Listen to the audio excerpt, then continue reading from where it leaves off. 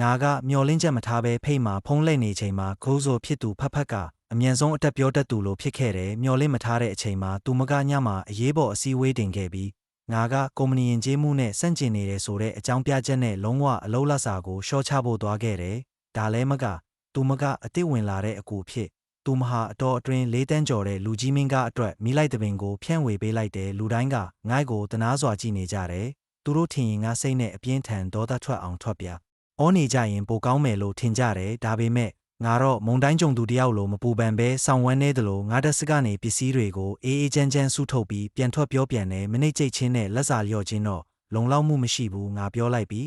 းငါတရားဝင်လက်ထုတ်တယ်ဆိုတဲ့စကားတွေမထွက်မီအစ်စ်ဝင်လာတဲ့အကူရေးသေးဆိုရကပြေးပြီးမနာခံတဲ့အတန်ဖြင့်ပြောတယ်ဂျေးမစ်စိတ်ပိုင်းဆိုင်ရာငွေကြေးနည်းနည်းနဲ့ပဲလက်ထုတ်မရဘူးမင်းကကုမ္ပဏီမှာအရန်ရှည်ပြီးကိုယ်ထဲထောက်ကြိုက်ကမင်းကိုမကြာခဏကောင်းမွန်ဆိုအပြုစုပေးတတ်တယ်မင်းရဲ့ခုလက်ထုတ်ရင်သူတို့ထဲထောက်ကြိုက်များအပေါ်ဘယ်လိုထင်ကြမလဲထဲထောက်ကြိုက်ကဂျေးမစ်ကိုဝိုင်းရင်အောင်ချင်းချောက်ဖို့စ조사တဲ့ထဲထောက်ကြိုက်အရင်ဆုံးမင်းနဲ့နေစေဖို့ယုံကြည်မှုရှိတယ်လို့ပြောနေခဲ့ပေမဲ့ရေးသေးဆိုရရဲ့ပြောကြားမှုနားထောင်ပြီးမိမိရဲ့ဂုဏ်ယူမှုမြင့်တက်လာပြီးပြောပြန်တယ်အဲ့ဒီလိုဟောပြောဖို့မလိုပါဘူးသူကထွက်ချင်ရင်ဘာလို့ပဲထွက်စေအယိုးရန်လန်းလျှောက်တယ်တတိပေးစကားမဖွင့် every force asia coach onions သူမကကျွန်တော်ရဲ့လက်ထုတ်လွှာကိုခိုးယူပြီးဖြင်းချင်းစွာလက်မှတ်ရေးထိုးပြီးပြန်လှည့်ပေးပြီးအနောက်ဘက်ဖြစ်စေတဲ့လူအများကချစ်စိတ်ခဲ့တဲ့လက်ဝယ်ထားပြီးမင်းသားရဲ့အရေးပေါ်ဇလန်းကိုစောင့်ကြည့်နေကြတယ်ဒါပေမဲ့ငါကရခင်လိုပဲမိုးပြောဆန့်ပွားတော့မယ်မဟုတ်ဘူးအလွန်ပြတ်သက်ဖြင့်မြေပြင်မှာကြားခဲ့တဲ့စာရွက်ကိုရွေးပြီးပြောတယ်ငါတော့အလုပ်ကိုနှုတ်ဆက်ပြီးလက်ထောက်အလုပ်ဆင်းအောင်ပြီးကုမ္ပဏီကိုမကြံနှမ်းစေဘူးထဲကြောက်ကြိုက်ကတိုက်ရိုက်တကားကိုခြောက်နေခဲ့ပြီးပြောတယ်လက်ထုတ်တာရောဝန်ဆောင်မှုပေးငွေမပေးပါဘူးဒါကိုမြင်ပြီးငါနာကသူငယ်ချင်းအချို့ကဂုံရှိမှုကိုစင့်ကြောင်းဖိန်ပြီးတောင်းပန်ရင်ပြန်ကြံစီဖို့ပြောခဲ့ကြတယ်သူတို့အားလုံးသိတယ်ဒီကုမ္ပဏီကထဲထောက်ကြနဲ့ကျွန်တော်တို့နှစ်ယောက်တူတူတိစောက်ထားတာဖြစ်ပြီးအရင်ဘဝမှာငွေကြေးထမ်းဆောင်ခက်ခဲချိန်မှာငါအဂျိုဗီတွေနဲ့အရက်တောက်ပြီးတကယ်လို့အဗိုဂျီတိုစီထိန်ချုပ်ဖို့ကွဲပြားနေပေမဲ့ရင်သွေးသွေးဝေခဲ့တယ်ဒါအပြင်ချက်တိုးဖျားမဖြည့်မီလဲငါဟာအဖွဲထိန်ပြီးတရက်လုံးမနှက်စာစားတာတွေဆက်လုပ်ခဲ့တယ်အလုပ်တွေကိုလည်းနှွယ်ချင်းနှင်းဆတဲ့အားနည်းမှုတွေကိုထိုးထွင်းခဲ့တယ်ယခုထွက်ခွာချင်တာကတော့ငါတိဆောက်ထားတာတွေမျက်နှာမောင်းလိုက်တာနဲ့တူတယ်ဒါပေမဲ့စိတ်ပြက်ခဲ့ပေမဲ့မှတ်ချက်တည်ခဲ့ပြီးကြွာချနေရင်ပစ္စည်းတွေကိုထည့်ပြီးထွက်သွားခဲ့တယ်ထွက်ဖစ်နေရင်ကြည့်မိတဲ့အချိန်မှာထဲကြောက်ကြရဲ့မျက်လုံးထဲကဖက်ဆက်ထားတဲ့ချိုလာတဲ့စိတ်ခံစားမှုတစ်ခုနဲ့ပေါ်လာတယ်အဲ့ဒါဟာကျွန်တော်ကိုပဲလို့လုံးနေတယ်လို့ထင်လာတာပါငါတို့ဟာအေးသေးစရနဲ့ပတ်သက်ပြီးအရင်ကကျန်းတဲ့အပြိုင်တွေများခဲ့ဘူးတဲ့အစိုးဆုံးကထဲကြောက်ကြိုက်ကလူများရှိမှငိုက်ကိုစကားချမ်းပြောပြီးထုံးတန်းဘီလူးနဲ့ဖြည့်ဆဲဖို့အေးသေးစရကိုအသေးစိတ်ပဲရင်စုစုပေါင်းပေးတဲ့အချိန်ပါငါကအလွန်မင်းအမျိုးသမီးစိတ်ဝင်စားဖြစ်ခဲ့ပြီးထိုအချိန်မှာပါလက်ထုတ်ဖို့ရည်အဲခဲ့တယ်ဒါပေမဲ့ထွက်လို့မရခြင်းကနေမချီးထွက်ပဲမျက်နှာမပြောင်းပဲပြန်နောက်သို့ตายရစွာပြန်ကြောင်းပြန်ဆိုပြီးလုပ်ငန်းကိုဆက်လုပ်ခဲ့တယ်ထဲကြောက်ကြိုက်ကထင်ထားတာကနိုင်ပြန်ခံနိုင်မယ်လို့ယုံကြည်မိခဲ့တာပါသူမသိခဲ့တာကငါခံနိုင်ရီဟာဒီတစ်ခါမှရှက်ဖွယ်ဆုံးအစင်မပြေလာဘူးတုံ့ပြန်ပြီးအဆောက်အိုးအပြင်ဆင်းနေတဲ့အချိန်မှာဘွင်းရဲကတခုထွက်လာတယ်ဖွင့်ပြီးကြည့်တော့သူငယ်ချင်းကဗန်လွဲငွေပေးပို့ထားတာဖြစ်တယ်အခုမနေ့ပြန်ဟဲကြောက်ကြိုက်ကကုမ္ပဏီအရန်အခက်အခဲကြုံနေရပြီလို့ပြောပြီးလက်စာလျော့ချဖို့လိုတယ်လို့ပြောခဲ့တယ်ငါတို့ပြန်မှုကသူမစိတ်ဖိစီးမှုအတွက်စိုးရိမ်ရတာပါဒါကြောင့်ချက်ချင်းသူငယ်ချင်းကိုဆက်ပြီးတောင်းကားတန်းချေးပေးဖို့တောင်းခဲ့တယ်ကျွန်တော်သူမကိုပေးဖို့ကြံစီနေချိန်မှာအေးသေးဆိုရရဲ့ထဲထေဘဲဘဲပို့စ်ကိုမအဗာစကွယ်ဂျိုအီကြည့်ရှုခဲ့ပြီးထဲကြောက်ကြရဲ့အစွန်းရောက်ရည်ရဲ့ချက်ကိုကောင်းကောင်းနားလည်လာတယ်ဒါပေမဲ့အဲ့ဒီအချိန်မှာငါလိုက်နာတာရုတ်တရက်အေးချမ်းမှုရှိခဲ့တယ်မပျက်စီးဖွယ်ရာဒေါသမရှိမယူသွတ်တဲ့ဈေးဟန်ငေါ်မရှိဘာလို့နားလည်မလဲဆိုတော့ဒီအဖြစ်တွေရှေ့ကများပြားခဲ့တာကြောင့်ဖြစ်နိုင်တဲ့ဟဲကြောက်ကြဟာအေးသေးဆိုတဲ့အတွက်စက်တိုက်လွယ်ကူတဲ့ရုပ်တံစွန့်စားမှုတွေပြုလုပ်တာကြည့်ပြီးတော့သူမရဲ့ပြင်းချတဲ့ officer တကယ်ကိုယ်တိုင်ကကျွန်တော်လားအဲ့ဒါလားဟုစဉ်းစားမိတယ်ငါကပြန်ပြီးအဲ့ဒီငွေကိုတေချာမြန်မြန်ဆူတောင်းပြီးသူငယ်ချင်းကိုပြန်လွှဲပေးတယ်အဲ့ဒီနောက်ကားပါကင်မှာဝင်လာတဲ့အခါငါစီးခဲ့တဲ့9နှစ်ကြာအဟောင်းကားကိုတွေ့ခဲ့တယ်အပိုင်းပိုင်းကောင်းကင်ချောင်းနေတာပြုလုပ်မှုလွတ်လပ်နေတယ်သူမပေါ်အနားကပေါင်တော့နေတဲ့ကားကတော့ဖွံ့ဖြိုးမှုစွမ်းအားကြီးတဲ့ဗလန်နီယူသရှေးစွာနဲ့အချိန်တူကနေခဲကြောက်ကြက်အေဒီဆူရဲကိုလက်ဆောင်ပေးခဲ့တဲ့ကားရန်ပါ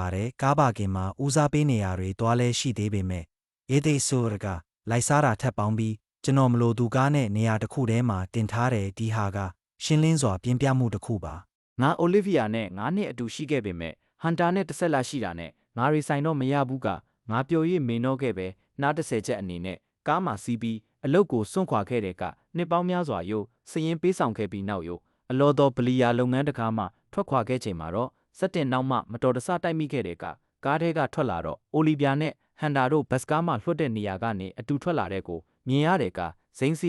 ီဘာလို့ဘရိတ်ကိုတင်းစွာဖိတာလဲ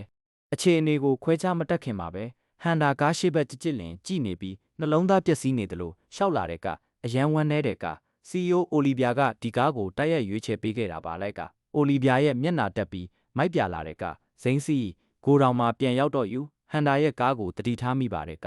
အမှန်ပြောပါဒီအမှုကိုပါဒီအမှုကိုရည်ရွယ်ပြီးလှုပ်တာလားဟန်တာကိုနောက်မှမြင်ပြီးကြောနောက်ပြေးပြီးဘရိတ်ဖိတာလားငွေဖွာရမိအောင်ကိုကားခဲ့တဲ့ကထပ်ပြန်ဖြစ်တဲ့ကအတင်းအခိုက်ပြစ်မှုအားလုံးကိုကျွန်တော်ပေါ်ဖိနှိပ်ခြင်းကဟန်တာကဝါရင်စိတ်ခံစားပြီးရှူးရှူးရှက်ရှက်အသက်ရှူတဲ့ကမတူတာပါယောအိုလီဗျာကဇိန်းကိုမပြစ်ကြပါနဲ့ကသူ့အလုပ်ကြခဲ့တာကြောင့်ပါသူဟာငါ့ကိုစိတ်ဆိုးတာတာမန်ပါပဲကနောက်ဆုံးမှာသူ့ထံမှတာဝန်ကျင့်မှုရဲ့ကျွန်တော်ပါပဲကဘဲအသိစိတ်ပို့ပေးခဲ့ရင်ဖြစ်မှာပေါ့ပါဟန်တာပြောနေစဉ်သူ့လက်ကိုမျက်နှာကိုထိုးတော့ခေါင်းကိုထိုးဖို့ကြိုးပမ်းတယ်ကဒါပေမဲ့ထိုးမချင်တော့လက်ကိုဖြေလျှော့လိုက်တယ်ကအိုလီဗျာတဘာဝဖြစ်စေသူ့အသားပေးလိုက်တယ်ကမင်းနဲ့မပါတဲ့ကိစ္စပါကအားလုံးကိုတာဝန်ယူဖို့မလိုဘူးလက်ခံပြီးမတိုင်ခင်အပြစ်လောင်းနေရင်ရက်လိုက်ပါကထို့နောက်အိုလီဗျာအကျန်းဖတ်စွာလက်တစ်ချောင်းဖြတ်ပေးပြီးငါဥကောင်းကိုပြလိုက်တယ်ကဟန်နာစီကတခုခုတင်ယူဖို့စ조사ပါကတာဝန်ယူနိုင်တဲ့ကသူ့မှာရိုးသားတည်ငြိမ်မှုရှိတဲ့ကမင်းနှစ်ပေါင်းကြာအလုပ်လုပ်တဲ့ကဘလို့ထွက်အယောင်လဲယူရိုင်းဆိုင်နေတာလဲကသူငါ့ကိုစောင့်နေရမှာနားကွာထိပြီးကာမဲတောင်ကိုစောင့်နေရမှာနားကွာထိပြီးကာမဲတောင်ကိုထိထားတဲ့ကပြန်လည်မြင်ရတော့ဒီအကုန်ဟာရေးစရာပါပဲဒါနောက်တစ်နှစ်ကြာဟန်တာကငါအချိုးကိုခိုးယူပြီးပြစ်မှုတွေအတွက်အကြံကောင်းပြန်ဆန်းထုတ်ပြီးငါ့ကိုအပြစ်တင်ခဲ့တဲ့ကအခုတော့သူဟာရိုင်းတော်သူကိုတာဝန်ယူသူဖြစ်နေပြီးငါကကလေးတက်ယိုကိုဂုံမဆိုင်သူဖြစ်နေတဲ့ကသူ့ကိုသတိပြုဖို့အင်အားမရကငါထွက်ဖို့ပြန်သွားတဲ့ကအိုလီဗျာငါလမ်းကိုပိတ်တဲ့ကသူဟန်တာကိုထက်ကာကွယ်ဖို့ဖြစ်မယ်လို့ထင်ခဲ့ပေမဲ့ယိုအံ့ဩစရာကောင်းစွာငါဘက်ကိုခြားနာမေးခွန်းမေးပြီးအကြောင်းပြောတဲ့ကငါ့ကိုမျှော်လင့်ချက်ကြီးရဲ့ကြောင့်တင်းကျပ်တာပါငါစိတ်ကောင်းကိုမတဘောပေါက်ဘူးလင်မဖြစ်ပါဘူးကသူ့အတန်လျှော့နဲပြောတန်နဲ့ငါခဏပျောက်ကွယ်သွားပြီကအိုလီဗျာကျွန်တော်စရင်ပယ်ချမှုကိုချုပ်တဲ့ကစဉ်းစားပြီးဒါနဲ့ထပ်မံပြောဆိုပါဟန်တာကိုအပြစ်တင်ပါဒီရိုက်မှုပြန်ပြင်ချင်းကြတဲ့ငွေကိုဟန်တာထံလွှဲမြောင်းပါတခုခုသဘောပေါက်လိုက်တဲ့ကဟန်တာကိုကြည့်တော့သူကျွန်တော်ကိုတရားနဲ့မြင်နေတဲ့ကငါပတ်စံမပေးဘူးကတရားရေးမူလာတန်းများစုံစမ်းပါမကြိုက်လို့ဆိုရင်တရားသူကြီးကိုခေါ်ပါဘလို့မှထပ်တော့မယ်ကောင်းပြီကငါသွားမယ်ကအိုလီဗျာစိတ်ဆိုးဆွဆွဲဖို့ခြေတစ်ချေတုံကျက်တယ်ကတစ်ခွင်းလွတ်ထားတယ်ကနောက်တစ်ချိန်မနာလိုပါနဲ့ကငါမနာဘူးကကားထဲပြန်ထိုင်ပြီးအဖော်ကိုစာပို့တယ်ကငါလုံးဝရက်ပယ်လိုက်တယ်ကမနှက်ဖြန်ကုမ္ပဏီမှာစတင်လုပ်နိုင်တယ်လို့ကအဲ့ဒီနောက်မိနစ်တချို့အတွင်းသူဖုန်းခေါ်ပြီးအန်အော်ပြီးပြောတယ်ကမင်းရိုက်ပုံမှန်လားအိုလီဗျာဘာတော့လဲတငယ်ချင်းတော်နဲ့အိုလီဗျာကတူတူစီးပွားရေးစတင်ခဲ့ကြတယ်ကတငယ်ချင်းမှာအရင်အနီးများပြီးအကြိုက်ဆုံးကမ်းလှမ်းချက်များအထူးပေးတယ်ကငါတို့ဆက်ဆံရေးကိုတွေးသိပြီးမှလဲသူညွန်ကြားချက်ချိုးပြီးအဖွဲ့မှုယာဒူးပေးထားတယ်ကဒါပေမဲ့ငါချက်ချင်းမလက်ခံခဲ့ဘူးကငါရဲ့အလွန်သူနဲ့အောက်ဆုံးအချိန်မှာအိုလီဗျာကကျွန်တော်ကိုကယ်တင်ပေးခဲ့တယ်ကသူ့အတွက်ပဲအားလုံးကလွှဲပြောင်းပြီးသူ့လုပ်ငန်းတိုးတက်စေမှုမှာတဆင်ချင်းအကောင်းဆုံးဖြစ်စေခဲ့တယ်က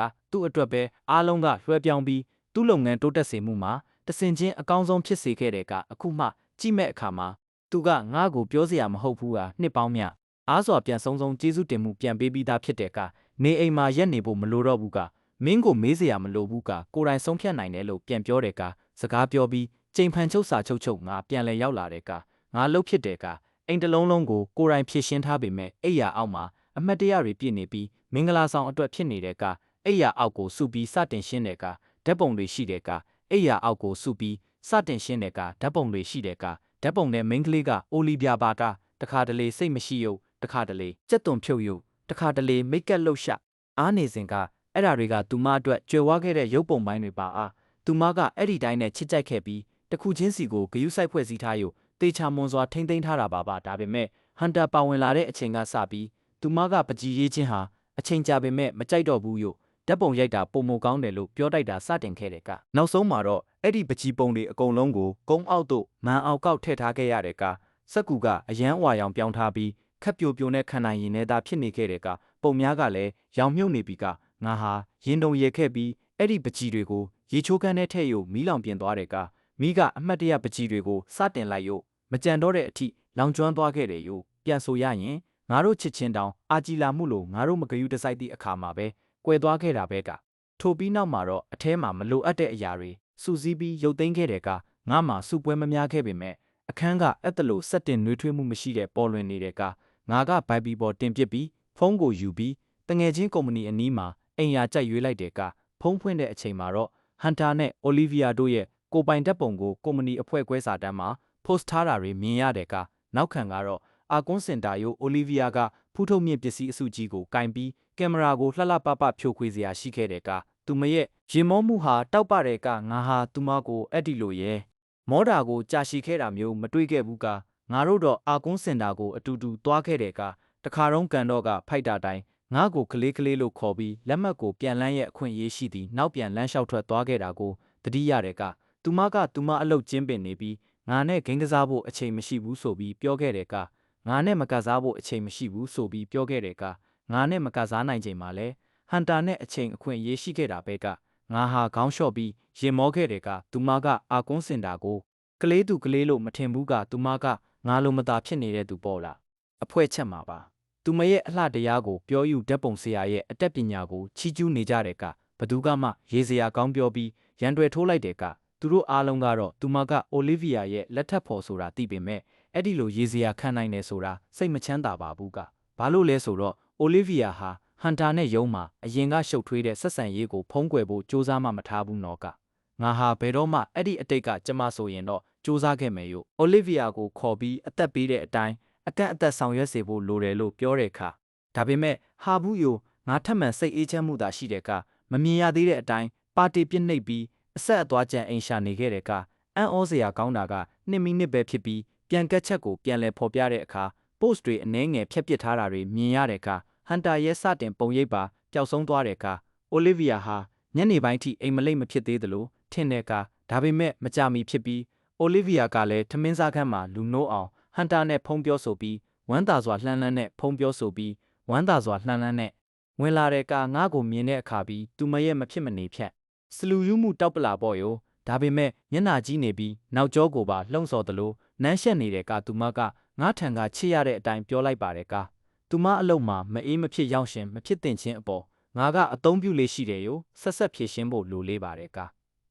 သူမငါထံအမှားကိစ္စရှိနေတယ်ဆိုရင်တောင်အယုံခတ်ပြီးတာဝန်ယူရတာငါလုပ်တယ်ကမကြာခဏကမ်းလှမ်းခဲ့တယ်ယောသူမအတွက်တန်ဖိုးတက်တယ်ဆိုတာခံစားရတော့ကြောင်းယောဒါမှမဟုတ်နေရာထိန်းဆောင်ဖို့သောအကြောင်းတရားတစ်ခုနဲ့ယောဒါပေမဲ့ယခုအသက်တာထဲမှာတော့ကျွန်တော်ဟာအလွန်ပင်ပန်းနေပါပြီကငါတာဝန်ကလျော့ပြီးဖုန်းကိုအာယုံဆိုင်နေရတဲ့ကတအပိုင်းချင်းပြီးတော့သူမအလှည့်မော်နေပြီးအခန်းထွက်လာတဲ့ကအဖွဲမှာစာတွေကြည်လားဘာစာတွေမေးခဲ့တယ်ယောပြဿနာတစ်ခုမရှိရင်တော့မျက်စိမမြင်ဘူးကသဘောပေါက်ပြီးပါပြီကဘာမှမဟုတ်ဘူးယောဘာစကားပဲဖြစ်စေအလုတ်ဆိုင်ရာစာတွေမမှန်ကန်တဲ့ချက်မှာလွှဲပစ်ထားတာကသဘောကျရင်ရေယောဒါပေမဲ့မမှားထင်ဖို့ကြံစီမိတဲ့ကသူမရဲ့နောက်ခံကိုငါမေးမြန်းစရာမရှိဘူးဟန်တာနဲ့သူမကအသုံးဝင်သောအရာများကိုကျွန်တော်ဘလောက်အထိဖုံးကွယ်ထားကြောင်းမေးချင်နေတာပါဟန်တာရဲ့ကပြင်ပြီးပြီကမင်းကားပြင်မလားငါတိတ်ဆိတ်နေပြီးအိုလီဗီယာကိုပြောခွင့်ပြန်ပေးခဲ့တဲ့ကငါသိတယ်ယောသူမကငါအတွင်းကရှောက်လွှာပြောတန်အတားအဆီးကိုပြောနေတဲ့ကမကြာခဏငါခံစားသောပြုစုမှုအဖြစ်ပြန်ထွက်လာဖို့ကျွန်တော်ခဏကိုစောင့်ဖို့ပြောတာပါလေ့လာရင်ငါပြန်လဲအေးချမ်းလာရမယ်ဆိုရင်သူမကိုယူဆောင်ပြီးချစ်တဲ့ခြေပွားတွေစီသွားစေတယ်ပေါ်ကဒါပေမဲ့ဒီတစ်ခါမှာတော့ငါမျက်စိတက်မနေရဘူးကအဲ့ဒီကားဟာစစ်မှန်တဲ့ကြံကားတွေပဲဖြစ်ခဲ့ဘူးကပြင်ဖို့ဘာအကျိုးရှိသလဲအိုလီဗီယာရေစရာမရသမားလိုမျိုးသွေးပိုးကြွယ်နေတဲ့ကဘာလို့အဲ့ဒါကိုပြောတာလဲငါရင်ဆိုင်ပြီးစိတ်ကူးရင်တက်တဲ့ရဲပါပဲတသူမကစိတ်ညစ်မှုရောထွေးနေတဲ့ကငါကားမကြာခဏချစ်ရမှုများခဲ့တဲ့ကငါပြင်ချင်တယ်ဆိုရင်သူမကအဲ့ဒီအဆိုတူပဲပြောတယ်လို့ပဲတအဲ့ဒီကားကစက်ယုံတွင်ထုတ်လုပ်တဲ့ကြံခဖြစ်တဲ့ကပြင်ဖို့ဘာအကျိုးရှိသလဲလို့ပြောခဲ့တဲ့ကသူမကပြန်ပေါက်တယ်လို့ထင်ရတာနဲ့မတူပဲပြေပါတယ်ကငါသိတယ်ယောတင်ကိုယ်တိုင်မှာကုမ္ပဏီကားအကြောင်းကိုမေ့လျှော့မှုတစ်ခုတွေထဲမှာနေတဲ့ကဒါပေမဲ့ဟန်တာဟာနောက်ဆုံးအချိန်မှာကောင်းမွန်နဲ့အလုပ်လုပ်နေတဲ့ကကားပေးတာဟာစွမ်းဆောင်ရည်မြင့်တဲ့ဝန်ထမ်းတွေကိုထိမ့်သိမ်းဖို့လုပ်နည်းတစ်ခုပါအဲ့ဒီကိုကြားတဲ့အခါငါကြီးမားတဲ့ရင်မောမှုနဲ့လက်တလောတောင်ဖြစ်ခဲ့တဲ့ကအိုလီဗီယာကဟန်တာကိုခန့်အပ်ခံထားတဲ့စီကန်းတွေကိုချိုးဖောက်ခဲ့တဲ့ကအလုပ်တက်နိုင်မှုပိုင်းမှာတောင်ဆိုးရွားပေမဲ့သုံးလက်မထောက်ကန်မရနိုင်တဲ့ပြဿနာမှုပိုင်းမှာတောင်ဆိုးရွားပေမဲ့သုံးလက်မထောက်ကန်မရနိုင်တဲ့ပြဿနာအရေးအတွက်များနေတဲ့ကအနှဲငယ်ပိုင်းမှာတော့သူကတီးတန့်အိမ်ရှိကာလောပါရေးစီတွေကိုသူ့အတွက်အမှားယူမဲ့အစည်းအဝေးတွေမှာတော့ဖောက်တီတွေကိုရိုးရှင်းတဲ့ရေကိုပဲပေးမယ်ပိုကြီးတဲ့အဆင့်မှာတော့သူတခါမှအကြောင်းပြုချက်စာရဲမဟုတ်ပဲ အခြေခံကုန်ကြစည်စာရွက်ကိုမိဖက်တယောက်ကိုပို့ခဲ့တယ်ထိုကွန့်ကုမ္ပဏီကိုတိန်းတွေကုန်ကြခဲ့ရတယ်သူကိုထိမ့်သိမ်းထားတာဟာလမ်းလျှောက်ကြောင်တကောင်ထိမ့်သိမ်းထားတာထက်အကျိုးရှိတာမဟုတ်ဘူးကုမ္ပဏီရဲ့အတွင်းထဲကိုမတိခဲ့ရင်ဆိုငါသူ့ရဲ့စကားကိုလက်တွေ့ယုံကြည်နိုင်သေးမယ်ငါတိတ်ဆိတ်နေခဲ့တယ်မင်းကငါ့ကိုယ်တော်လေးပါလေလက်ထပ်ပြီးကုမ္ပဏီမှာကြံတဲ့အားလုံးဟာမင်းပိုင်ဖြစ်မယ်မဟုတ်လားအလုတ်တင်းလာစာနဲ့ဆိုင်တဲ့ရန်ပွဲတွေပေါ်မှာဘာဖြစ်လို့စိတ်တူနေတယ်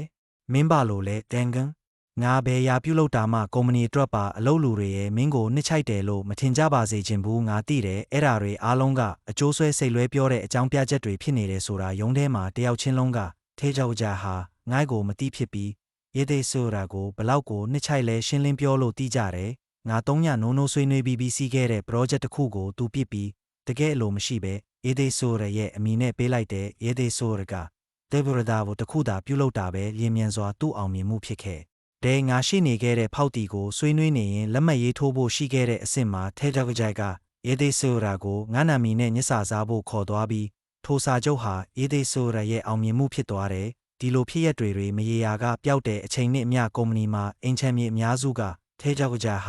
ရေးသေးဆိုရကိုအတော်လေးနှစ်ချိုက်ကြောင်းတို့မဟုတ်ပိုသုံးဆွဲရင်သူ့ကိုမျော်မှန်းမိကြောင်းတွေးမြင်လိုက်ကြတယ်ဒါကြောင့်ငါကယုံတွင်မျက်နှာမှန်ကြည့်ခံမှုနဲ့စိတ်ညစ်မှုတွေအများဆုံးခံခဲ့ရတဲ့ထဲကြောက်ကြကအဲ့ဓာတွေကိုမြင်ခဲ့ပေမဲ့မမြင်ကြည့်လိုက်တာဖြစ်တယ်ငါရှင်းပြဖို့မဆောင်ရွက်ခဲ့ဘူးမဆိုရင်သူကငါပြင်းစရာပြောနေတာလို့သတ်မှတ်ပြီးထားမယ်ငါတုတ်ပြန်တယ်ငါ့ကိုငါမရှင်းပြမလို့ဘူးကုမ္ပဏီနဲ့အဆက်မပြတ်မပါဘူးမင်းပါလှုပ်ချင်ကောလှုပ်ပါအဆင်ပြေတယ်ထဲကြောက်ကြကတိတ်ဆိတ်သွားတယ်နောက်ဆုံးမှာသူဟာအသက်ရှူတန်ပြင်းထန်စွာထွက်ပြီးငါ့ကိုလန့်လာခဲ့တယ်ခြေသီးပေါ်တောက်နေပြီးငါလေပင်ကိုအယိုးသက်အောက်လိုက်တယ်သူ့အသက်ပူပြင်းစွာကငါအရေပြားကိုထိတွေ့နေသည်တကယ်တော့ငါနည်းနည်းကိုကြိုးလိုက်တယ်ငါတင့်ကိုအနားယူဖို့အချိန်ယူစေချင်ခဲ့တာ꿰တဲ့အခါမှာလက်ထက်ရေးတာတွေစဉ်းစားလို့ရအောင်မင်းဘယ်အချိန်ငါ့ကိုလက်မင်စင်ပါလဲ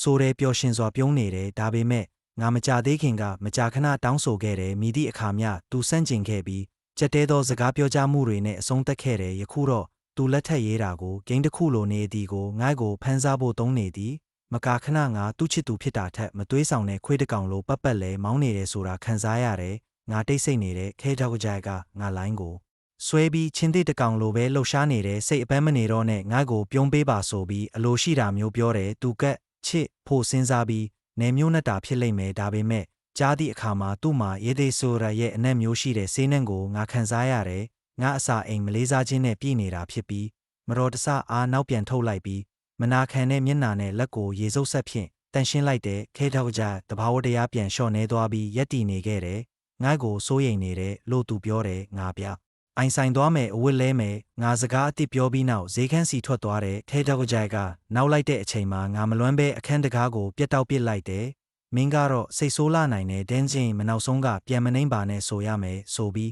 ထဲကြောက်ကြစိတ်တင်းခဲ့တယ်သူကပြင်းထန်စွာအနေနဲ့ပြောတယ်အခန်းတကားကိုထိမ့်သိမ်းပြီးထွက်သွားခဲ့တယ်ငါအိမ်ထဲကိုထွက်မဲ့အချိန်မှာတော့ကုမ္ပဏီရဲ့အဖွဲ့ဝင်တွေအားလုံးမရှိတော့ဘူးထဲကြောက်ကြကကုမ္ပဏီကရုတ်ချက်ဖို့ဆက်ရိုက်ပြီးသူတွေကိုညှစ်စာစားဖို့ဖိတ်ကြအားတယ်ဘသူချိတ်ဆက်ချင်လဲလို့မေးတယ်တိတ်ဆိတ်ခဲ့တယ်ရဲသေးဆူရာထဲကတာသုံးမွေဆန်းပစ္စည်းချုံမိုက်အလေးစဲသုံးလုံးစူးစမ်းဖို့နေခဲ့တယ်ငါသိတယ်သူကနာကိုစိတ်ဆိုးဖို့အဘယ်ကြောင့်လုပ်နေရဲဆိုတာကိုဒီຢာကတစ်ကြိမ်နှစ်ကြိမ်မဟုတ်ပါဘူးသူတို့အလုပ်သမားတွေမတူရေးသေးဆူရီတာအကျန်းဖက်စွာဘယ်တော့မှပြောကြတယ်ရခင်ကငါသေးခံပြီးသူတို့နောက်လိုက်ဖို့စူးစမ်းတယ်အလုပ်သမားနောက်ပြောင်နဲ့ရေမောခံရတယ်ယခုတော့ငါစိတ်မပါဘူးညာအဝတ်လျင်ပြောင်းပြီးငားရန်အိမ်စစ်ဆေးသွားတယ်အားလုံးကောင်းမွန်ပြီးဗနာရေးငွေတို့စတင်ပေးဆောင်တယ်ငါလက်ရှိအိမ်ကိုရောင်းရန်အေဂျင့်ဆက်သွယ်လိုက်တယ်ငါသည်အဲ့ဒီနေရာကိုပိုင်ဆိုင်သူပြန်လဲဆင့်အပ်သူပဲဖြစ်တယ်ဒါပေမဲ့အိမ်ကောင်းစာပေါ်မှာထဲကြောက်ကြနမီဖြင့်လက်မှတ်ရေးထိုးထားတဲ့အချိန်ကာလအရမွေမများသေးချိန်ကနာမငွေစုရှင်းလင်းပြီးသူ့အတွက်တက်တာမှုသဘောထားပေးခဲ့တာယခုတော့ကုမ္ပဏီကြီးမြတ်ပြီးထဲကြောက်ကြမဖြစ်ချင်ရင်မယူမနာစရာအေဂျင့်ကဆိုတာတော့ထဲကြောက်ကြမပါရင်ရောင်းတယ်မရဖြစ်တယ်သူမအချိန်မရှိလို့အာနာကိုဇလဲစာချုပ်လက်မှတ်ရေးထိုးဖို့လိုတယ်ငါသူ့ထံစာဖို့တစ်တယ်ဒါပေမဲ့အနီရောင်အတိအမှတ်ပြခန့်လုံစရာပုံစံပေါ်လာတယ်သူကငိုက်ကိုတားမြစ်ထားတာပါပဲထဲကြောက်ကြရဲ့ပုံစံထုံးတမ်းကြာရှည်လူမိုက်စစ်ပွဲများဖြစ်ရင်သူငယ်ချင်းတွေကိုတားမြစ်ပြီးအိမ်ပြန်လဲထွက်သွားတယ်ငါသူ့လုံခြုံမှုအတွက်စိတ်ပူပြီးကိုတယောက်ရဲ့ဖုန်းကိုရယူလွှဲပြောင်းပြီးခေါ်ဆိုဖို့မင်းနဲ့ပြန်လဲဆက်ဆံဖို့နောင်တရအားတက်စူးစမ်းခဲ့ပါတယ်သူမကမင်းရဲ့ချက်ချင်းပြောချက်တွေကိုသဘောကျတယ်လို့ထင်ရအောင်မင်းမားတွေကိုတီချောင်းမေးခဲ့တယ်ပြန်စင်းစားလိုက်တော့ငါရဲ့စိတ်ဝိညာဉ်ကိုဖောက်ဖျက်ပြီးမင်းရဲ့ဂုဏ်သိက္ခာကိုထိမ့်သိမ်းဖို့အတွက် မာကွန်းပြောချက်များစွာပြောခဲ့ရတယ်ပြန်စင်းစားပြီးမှငါမင်းကိုတစ်ချက်ပြန်ခေါ်လိုက်တယ်ဒီညအိမ်ကိုလာပါပြောစရာရှိတယ်ပါလေညာလုံးများတယ်ခဲထုတ်ကြရဲ့အတန်ကစင်းရဲခဲရန်အေးထွေးနေတယ်ညာထူချထားလိုက်တယ်မင်းပြန်လာတဲ့အချိန်မှာပြောကြမယ်မင်းလိုချင်တဲ့အခါငိုက်ကိုထုတ်လွတ်ပြီးအခုလက်ခါတွန်းတာနဲ့ငါပြေးလာဖို့မမျော်လင့်တဲ့ဒင်းချင်းငိုက်ကိုဘာမှပေးရမလားသူမရဲ့ရင်ခုန်တဲ့အတန်နဲ့နင့်နာမေတ္တာမရှိပဲပြောတယ်အိုးငါအားလက်ရက်တွေအတွက်ဒီအလို့ချေရဲ့လားမကြီးမလောက်အောင်ကျင်နဲ့နေပြီးတာလားနောက်ပြန်တောင်းပန်ဖို့လေးလာဖို့မေ့တယ်လားနောက်ပြန်ဘဝကအတိုင်းပဲငါတန်ပြောချပြီးပြောတယ်မင်းအတွက်တောင်းပန်လိုက်တယ်ငါမားခဲ့တယ်ငါရှေ့တော်များတောင်းပန်ခဲ့ပြီးပါပြီတောင်းပန်ခြင်းတစ်ကြိမ်ပို့ပြီးလှုပ်ပါအောင်ပို့ပြီးတော့ဒီအလို့ချေတစ်လို့ငါအိမ်ပြန်ရရန်ဝယ်ယူမယ်တေးချတယ်ငါအလို့ချေကြားပြီးနောက်ထဲကြောက်ကြရဲ့အတန်ကထူးခြားစွာလင်းကျွတ်လာတယ်ငါကိုစောင့်နေစေခြင်းနဲ့သူမအရေးပေးဖြတ်လိုက်တယ်ငါသည်အပြည့်အဝစိတ်ငြင်းခဲ့တယ်ငါအိမ်ကြဆုံးလို့ပြန်ရောင်းဖို့ဈေးကြီးရော့ချပြီးအယောင်းရင်မြင်စေခဲ့တယ်ဒါပြီးလျင်ငါတို့ကိုဆက်သွယ်ပြီးတစ်လုံးနဲ့အလုစာချုပ်ကိုလက်မှတ်ရေးထိုးဖို့ဆက်သွယ်ခဲ့တယ်ဘိုးကနှစ်သိမ့်ဖြစ်နေတာနဲ့မင်းနေတာကိုများမပြောနေတာပါသူဟာအခန်းသားလေးကိုစီစဉ်ခဲ့တယ်ငါစီစဉ်ထားခဲ့တာညက်ခင်းအိမ်ပြန်ဖို့ပါပဲဒါပေမဲ့ထဲကြောက်ကြိုက်ကဘယ်ချိန်အမှန်တကယ်ပေါ်လာမယ်ကိုမသိသေးလို့သဘောတူသွားတယ်မူရစ်ဆောင်ခန်းတစ်ခုကနေစာလုံးတစ်လုံးနဲ့ပြန်လာတဲ့အချိန်ကျွန်တော်နားကပ်ရင်နားလဲတဲ့အတန်ကြားခဲ့တယ်ကျွန်တော်ရက်တက်တယ်မျက်နှာဖုံးတစ်ချောင်းလေးနဲ့ဖွင့်ထားတဲ့တကားကြားကထဲကြောက်ကြိုက်ကအေးသေးဆူရာရဲ့ခန္ဓာကိုယ်ကိုဖမ်းအထားတာတွေ့တယ်သူတို့ပြောတာကိုကျွန်တော်ကြားမရခဲ့ပေမဲ့ထဲကြောက်ကြရဲရှင်နာကခန္ဓာကိုယ်လဲလုံနေတာမြင်ရတယ်ရဲသေးဆူရကအခွင့်လန်းအသုံးပြုပြီးရင်မြန်စွာလေပင်ကိုချတီးကပ်ပြီးသူမအုံချောင်းကိုမွေးတယ်ထဲကြောက်ကြတစ်စက္ကန့်တည်းဘွယ်ရက်တန့်ကတစ်ဖက်မှလည်းတွန်းပစ်ပေးခဲ့ခြင်းမရှိပါဘူးထဲကြောက်ကြမင်းနဲ့လင်းကျင်ဘယ်ချိန်သဘောတူကြပြီးလက်တစ်ဆက်ကိုမလျှော့တော့ဘူးလားငါမင်းနဲ့အတူဖြစ်ဖို့မဆွဲဆောင်မရတော့ဘူးမင်းနဲ့သူတို့နဲ့တွေ့ပြီးတကယ်နာကျင်စရာပါပဲမင်းကမင်းကိုပိုကြိုက်လားရေးသေးဆိုရကစိတ်စိုးစွာနေပြီးမေးတာပါထဲကြောက်ကြအလိုရှိတာပြောချင်တယ်လို့ဖြစ်ပြီးနောက်ဆုံးမှာသူ့ကိုပူတီးတယ်လို့နူးညံ့စွာခေါင်းနောက်ကိုကန်တော့လေယာမွေးကလေးလိုတူပြီးတော့ငါနှလုံးသားထဲမှာမင်းနဲ့နှိုင်းရှင်မရဘူးကုမ္ပဏီအခုကြီးဘူးတော့မင်းနဲ့ချွေတာလျှော်ပါကလူတွေအကြားလိုက်ပြဖြစ်လာမှာစိုးတယ်ရေးစားတစ်ခါစောင့်နေရမယ်မကြတော့ပါဘူးငါသိတယ်မင်းကငိုက်ကိုအများဆုံးချစ်တယ်ဆိုတာရှင်းပြသည်သူတို့နှစ်ယောက်ကွဲသွားလဲသူတို့နှစ်ယောက်တော့ကိုယ်တိုင်ကိုဖြစ်တော့အချစ်ဆက်လန်းလေးတွေလိုပဲကျွန်တော်တင်းရင်အောင် Ben Porsche Ben Pur တလို့ကြည့်ရတာမနှမျိုးတော့ဘူးစီတစ်တစီရယူပေးလိုက်တယ်ငါညင်းချင်နေတယ်ဒါပေမဲ့သူဟာဖြေကြားချက်ဟောပြတော့အမှန်တကယ်တော့ထဲကြောက်ကကြိုက်ကသူ့ရဲ့အတစ်တူငယ်ချင်းအတွက်ကားတစ်စီးဝယ်ခဲ့တယ်လို့ကြားတာကားဆွမ်းဆောင်ရေးမကောင်းဘူးအလေးလဲနဲ့ကားချုံချပြီးပုံမဆိုးရွားလိမ့်မယ်မဟုတ်ဘူးသူ့ရဲ့အလုပ်ကိုကြည့်ဒီအတစ်တူနဲ့ထက်မှန်စမ်းသက်ဖို့မနေနိုင်ဘူးအလုပ်ဖန်တီးသွားတဲ့လွဲမှားမှုတွေထင်ရှားတယ်ဟုတ်ပါတယ်အဲ့ဒီယာကအစ်စ်အမှန်ကဘယ်သူတောင်မသိဘူးနှစ်သိမ့်နေတဲ့အလုံးနဲ့အတူဝန်ထမ်းတွေများစွာဟာအေးသေးဆူရဲကိုဖိုင်တွေကိုပေးပို့ဖို့ထဲကြောက်ကကြိုက်ကညွှန်ကြားခဲ့ပါတယ်ဒီဟာရေးသေးဆိုရရဲ့ပုံစံမညီညွတ်မှုရှိတဲ့အကြောင်းရှင်းပြတယ်။ပိုဒါမှမဟုတ်သူကုမ္ပဏီမှာမလုပ်ဘူးဒါပေမဲ့ပြဿနာကိုချက်ချင်းတွေ့နေတဲ့ထဲကြောက်ကြကတော့ထင်ရှားအောင်မသိတော့လို့ဆက်လက်နေခဲ့တယ်။ငါဒီကိုလက်ခံလို့မရဘူး။ငါမနောက်တန်းလိုက်ပါတိုးရဟာဒေါသပြင်းပြင်းတစ်တာပြတလိုက်တယ်။ငါအလူတင်တာမဟုတ်ဘူးဒါတင်းလက်စာကနေရမယ်သူငယ်ချင်းတော်ငါရဲ့အကောင်းမြင်တဲ့ရည်ရွယ်ချက်တွေကိုမယုတ်သိမ်းချဘူးနဲ့ဟုတ်ကဲ့စကားမပွင့်ခဲ့လို့ကြားရမောသွားတယ်ဒီရင်ရဲ့ဈေးနှုန်းကိုအလုတ်ခလုတ်လက်ခံအသိမ်းခံရင်တော့နှစ်ပေါင်းလုံးရင်လဲကိုဘွားကိုအခမဲ့ဖြစ်သွားမယ်မင်းကကိုစီပေးဖို့အကြောင်းဖန်တီးပေးတာပဲတည်ပြီးပါပြီ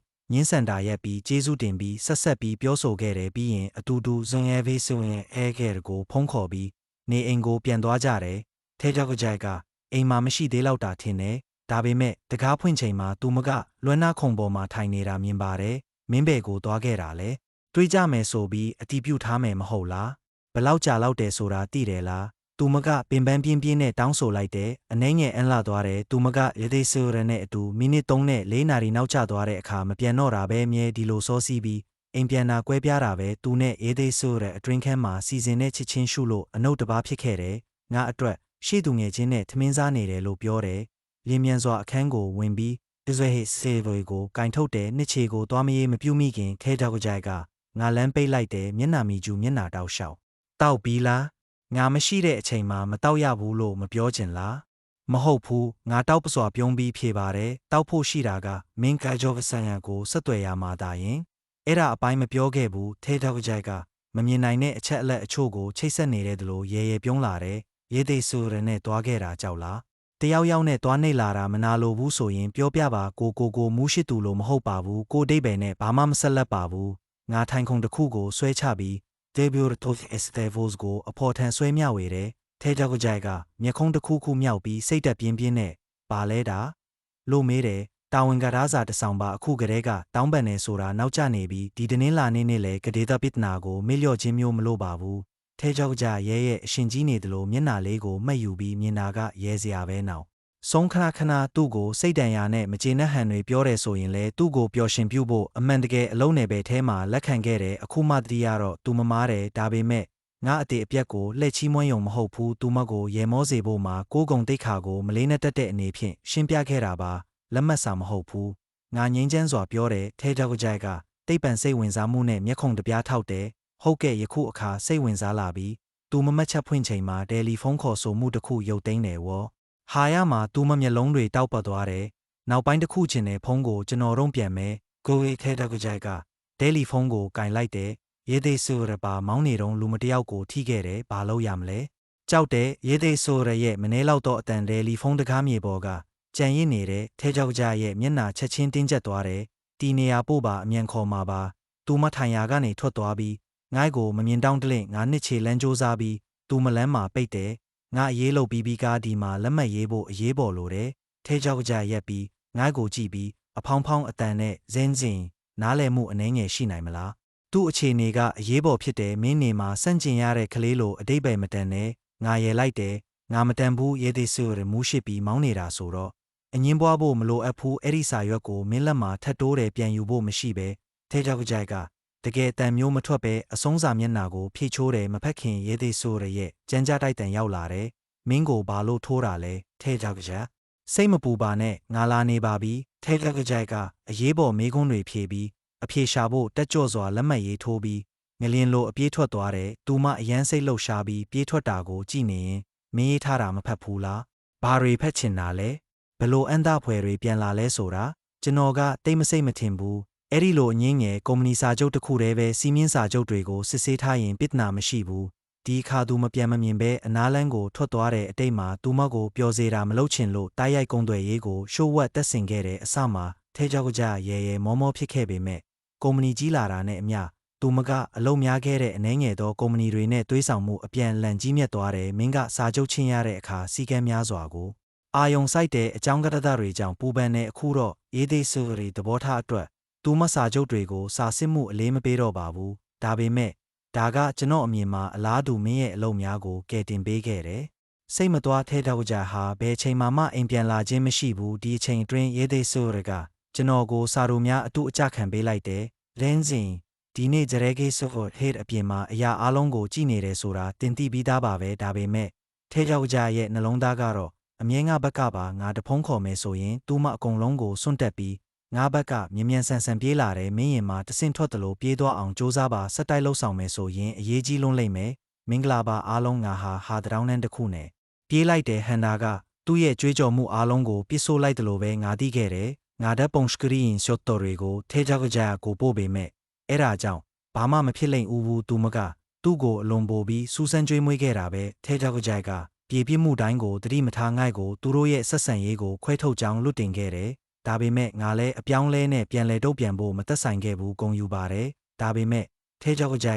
တင့်ကိုစိတ်တက်ကြဖို့ရောက်လာတဲ့နေ့မှာတင့်ကိုပိုင်အကြံပေးချက်ကိုတတိယပြီးနူးညံ့စွာနောက်ပြန်ဆုတ်ပါနှောင်းဆိုတာမမေ့ပါနဲ့ငါသိတယ်အဲ့ဒီလိုစကားတွေဟာပြင်းပြင်းထန်ထန်မရှိခဲ့ရင်ဘူးဒါပေမဲ့ငါပို့လိုက်တဲ့စာကြောင်းနဲ့တခါတရံဟန်တာကနာကျင်မှုတစ်ချိန်လောက်ခံစားရလိမ့်မယ်လို့တေချာတယ်သူဒိတ်စိတ်သွားတယ်ငါကာလာမိုးပေါ်ဆုံးမှာအိယာဝင်ခဲ့တယ်နက်နေမနက်နဲ့ငါစာချုပ်အာနာပြုစနစ်ကိုအင်ချမ်းမြေအေဂျင့်ထံပို့လိုက်တယ်ညနေဖက်မှာတယောက်လူတယောက်အိမ်ကိုပြသကြည့်ဖို့လာတယ်အဲ့ဒီသူကတိုင်းတာမှုဒီဇိုင်းနဲ့ဈေးနှုန်းအားလုံးကိုချစ်ခင်တယ်သူကတင်စကားမှာဘာကြောင့်ငါမြန်အဲ့ဒီအိမ်ကိုရောင်းခဲ့တာလဲဆိုပြီးစင်းလေးဖြစ်တယ်အိမ်ကောင်းတကယ်ရောင်းနေဆိုရင်ဘာမလို့လားချက်ရှိကြောင်းထင်လားလို့ချင်လားသူကတတိထားပြီးမင်းမြန်းတယ်ငါတိုးကောက်ပြောပေးတယ်ဒီအိမ်ကငါပြောင်းရှစ်အသုံးပြုဖို့အတွက်ဝယ်ခဲ့တာပဲဒါပေမဲ့ကြာသပတေးသူနဲ့ငါတို့အိမ်ထောင်ရေးကိုရက်ဆိုင်လိုက်တယ်သူကကျေးဇူးပြုမိစွာကြည့်တယ်အရိယာစင်ရဲခန်းဒီဇိုင်းဟာမင်းကလေးစိတ်နဲ့ပြင်ဆင်ထားတာတွေ့နိုင်တယ်ရောင်းဖို့ကတကယ်တမ်းအတွက်အမြဲရေးထားတာနဲ့စနစ်နဲ့ဖြတ်တန်းမှုအနှဲငယ်ပါငါအကြမ်းမပြောခဲ့ဘူးထဲကြောက်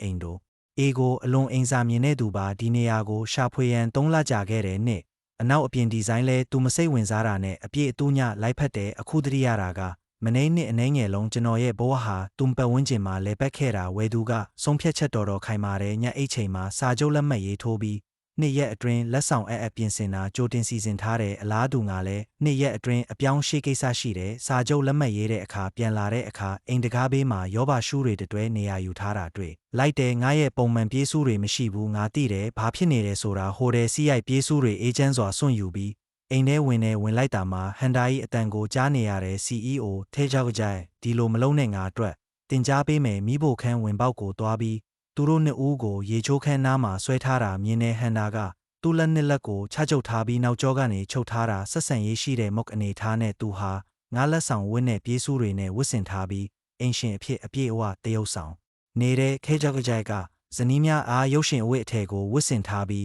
ရေချိုးခန်းကနေနီးကပ်မှုမှာမနာလိုမှုတစ်ခုလုံးမရှိဘူးသူတို့ကလွယ်ကူရိုးရိုးမျက်နှာပြင်တွေပြေးနေကြတယ်သူတို့စကားပြောနေတာများစွာပြီးပွားတယ်ကျွန်တော်နီးစပ်သမျှကိုသူမစားဘဲအလုံးလုံးနေစဉ်နှစ်သက်ချင်းမရှိဘူးဆိုပြီးညောင်းတစ်ခုထုတ်ခဲ့တယ်သူမချုပ်ဆိုခဲ့တာကတော့ကိုနီးနားမှာပြုလုပ်ဖို့မစိတ်ကူးလို့တစုံတရာကိုတိုက်ဆိုင်တော်သူမဟုတ်ဘူးဆိုတာပါဒါခင်မှာထဲချောက်ကြိုင်ကတုတ်ပြန်နေရင်ပြောင်းလဲမှုတစ်ခုလည်းမရှိဘူးငါဟူသောသူတယောက်ကိုမိမိရဲ့အလေးနဲ့မပေးသေးဘူးဆိုတာထင်တယ်ငါဖြုတ်ဖော်နေတဲ့ထဲချောက်ကြဟာမဖြစ်မနေမကြည့်မနေဖြစ်တဲ့အချိန်မှာပြောင်းကြည့်တာသူ့ကိုတွေးလိုက်တာနဲ့အနားကနေခံယူမှုပြန်တောင်တင်းသွားတယ်အသက်မပြတ်ဘူးတနေ့အားဖြင့်သူမတခါတလေစိတ်လှုပ်ရှားမှုရှိတဲ့အပေါ်ခံလိုက်ရတဲ့ခံစားချက်တွေနဲ့မနှက်ဦးတော့သူမစကားပြောတယ်ယေနဟနာရဲ့မူတန်းတင်နေမဲ့ရင်ချက်ဖြစ်တယ်သူရဲ့အိမဲနာကိုတင်ဝင်းအတူဂုံပြက်ခင်တာမို့ဒီနေရာကိုအေးအားလာပါတယ်ရခင်ကသူမရှင်းပြတာမရှိဘူးငါကိုမားထုတ်လေတည်ငိမ်စွာတင်နှစ်မိနစ်မြောက်ရင်ထွက်သွားပါဆိုတာပါပဲငါတခါတည်းမှာစိတ်ကူးမထင်ရတဲ့အိမ်မက်တွေဝလန်းကျဲပြေးုံပါပဲငါတနာဟာစိတ်တက်တောက်ပမှုနဲ့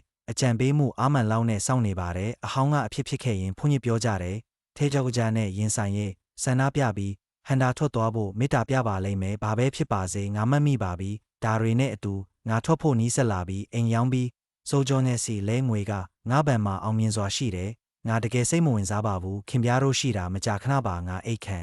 ံအေးကိုသွားပါမယ်ငါဆူညံခြင်းမရှိပဲပြောပြီးအိတ်ခမ်းတို့ခြေမောက်ရင်ဖြင့်သွားတယ်ဟန်ဒါကအံ့အားသင့်နေပြီးမိကုံးများကြုံတွေ့နေတယ်သူမိမိရဲ့တုတ်ပြန်မှုနားမလည်ဘူးထဲထောက်ကကြကလည်းမျက်နှာပြောင်းပြီးစိတ်ရှုပ်ထွေးဖို့ကြက်မြဲမြဲရှိလိမ့်မယ်ငါကိုစိတ်ချမ်းသာစွာကြားရတာနဲ့သူမစကားသေးခံမှုပြန်ပြောပြတယ်ယင်းနေ့ဟန်ဒါရဲ့မွေးနေ့ပဲသူကကျွန်တော်တို့နဲ့ပျော်ရှင်ချင်လိုက်လို့ဒီအိမ်ကိုယူခဲ့တယ်ရခင်ကသူမဖြစ်တော့အခါငါမကြားခဲ့ဘူးသူမကောနေပြီးငိုက်ကိုဝိုင်ရသည့်စကားလုံးနဲ့ပြောခဲ့တယ်တင်မိနစ်မြောက်ရင်ထွက်သွားပါငါအတွင်းစိတ်လေးတက်ချစီနေခဲ့မိသူရဲ့ဟာသဆိုတာမမှန်တော့ပဲစိတ်နဲ့ရက်တီချင်းမျိုးစပြီးသူမပြောပြတယ်ငါမွေးနေ့မမှတ်နေတာဟန်ဒါရဲ့မွေးနေ့မှာနည်းနည်းမှတ်မိတာပဲအဲ့ဒါဆိုဝမ်းသာစရာကောင်းစေငါตายရစွာပြောပြီးအိတ်ခမ်းထဲဝင်တဲ့အခန်းထဲမှာဘာမှမကြံတော့ဘူးငါမနေ့ခင်းအသုံးမပြုတဲ့ပစ္စည်းတွေအခုအိမ်တိရောက်အောင်ရွေ့ပြီးယခုမှငါအဝတ်အစားနဲ့ပါတစ်ချက်စာအုပ်တွေကငိမ့်သက်ခဲ့တယ်ဒီနေ့တနေ့မှာပဲနောက်ဆုံးရှင်းတော့မလားဆိုပြီးစဉ်းစားနေစဉ်တောက်ဖွင့်တကားကမကြောက်မလက်တောက်အားကိုတဲတို့တုံးတောက်ကြရောက်လာတယ်ရေသေးစေးရဲကဆိုးတလို့တောက်ပါပြီး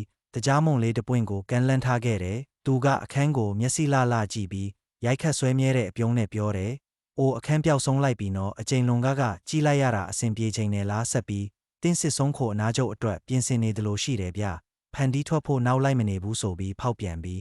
စာရိုက်ကြောလို့သူကိုစာပို့နေတဲ့ရေသေးဆိုရရဲ့မျက်နှာမှာပြန့်လွင့်နေတဲ့မုံတီးမှုပုံစံပလာနေလိုက်တယ်သူကငါထံကိုခြေလန်းချင်းတစ်ချောင်းတည်းချပြီးစကားပြောတယ်ငိုက်ကိုနားမကြလာ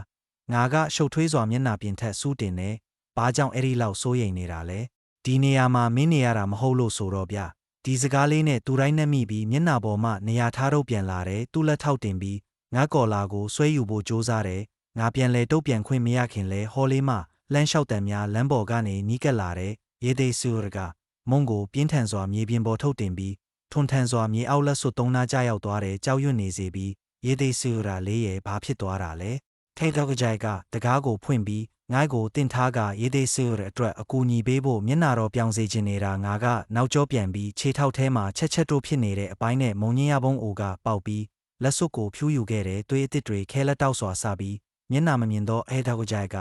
ကနာကျင်နေဖြစ်နေတဲ့ရေသေးဆူရာရဲ့လက်နာကျင်မှုကိုဖြစ်ရသက်တွေခံစားနေသည်တောင်းပန်ပါတယ်ကိုဝေခဲတော့ကြိုက်ကျွန်တော်ဇင်းစင်ကိုထက်မှန်ဆုံးရောက်အောင်လုပ်လိုက်ပါတယ် ငါမွေးနေလေးမှာအားလုံးကိုမုန်းချပေးခြင်းပြီးရေးသေးစေကိုလည်းတပွင့်တင်ခဲ့တယ်သူကဒါမျိုးမုန်းတယ်ဆိုတာမသိခဲ့ဘူးဟူသောရေးသေးဆိုရဲ့ဤမျက်စိများသည်ကြောက်ရိုက်နေအောင်ဖြင့်ပြတ်သားနားလည်မှုမရှိသောအဲဒါကကြကိုကြည့်နေစဉ်ပေါ်ပါသေးချာတရုပ်ပြမှုဖြစ်သွားသည်ငါသည်သူ့နေရာမှာရှိနေမဲ့လူမဟုတ်လျင်လုံးဝယုံမိသွားလိမ့်မယ်ငါမုန်းကိုမုန်းဘူးဆိုတာငါကပြောဘူးတယ်စစ်မှန်တော့မုန်းကိုမေ့တတ်ပေမဲ့မွေးနေ့ဖြစ်လာချိန်တိုင်းမုန်းကိုအရန်ကြိုက်ပါတယ်ခဲကြောက်ကကြကတော့ငိုက်ကိုဇလန်းနဲ့လက်တလောရညင်းခဲ့တယ်သူ့ရဲ့အကြိုက်ဆုံးချစ်သူတွေထဲမှမုန်းကိုမကြိုက်တဲ့သူမတွေ့ဖူးဘူးလို့ပြောပါတယ်ဒါပေမဲ့အေးသေးဆိုတဲ့မျက်နှာမှာထဲကြောက်ကကြရဲ့သဘောထားအပေါ်ရှိသမျှမှတ်ဉဏ်တွေမှတ်မိတော့လဲမရှိပါဘူးသူကငိုက်ကိုဒေါသပြင်းစွာညွန့်ပြပြီးမင်းကြိုက်တာမဟုတ်လို့ပန်းကန်တွေကိုပြိမိခြင်းနဲ့လူတွေကိုနောက်ကျောလိုက်တာမလုပ်သင့်ဘူးဒင်းစင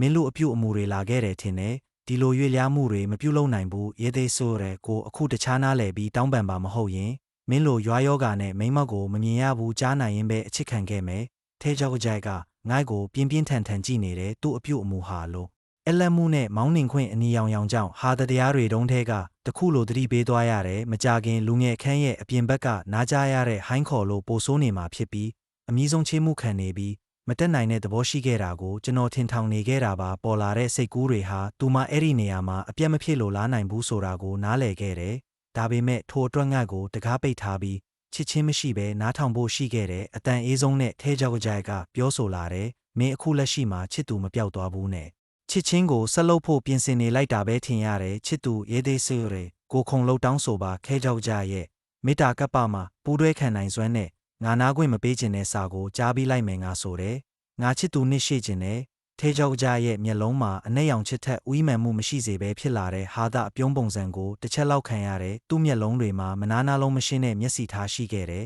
ပါလို့လဲချစ်သူနဲ့မပြောင်းနိုင်ဘူးဆိုတာမင်းကပြောထုတ်ခဲ့တာပဲလာ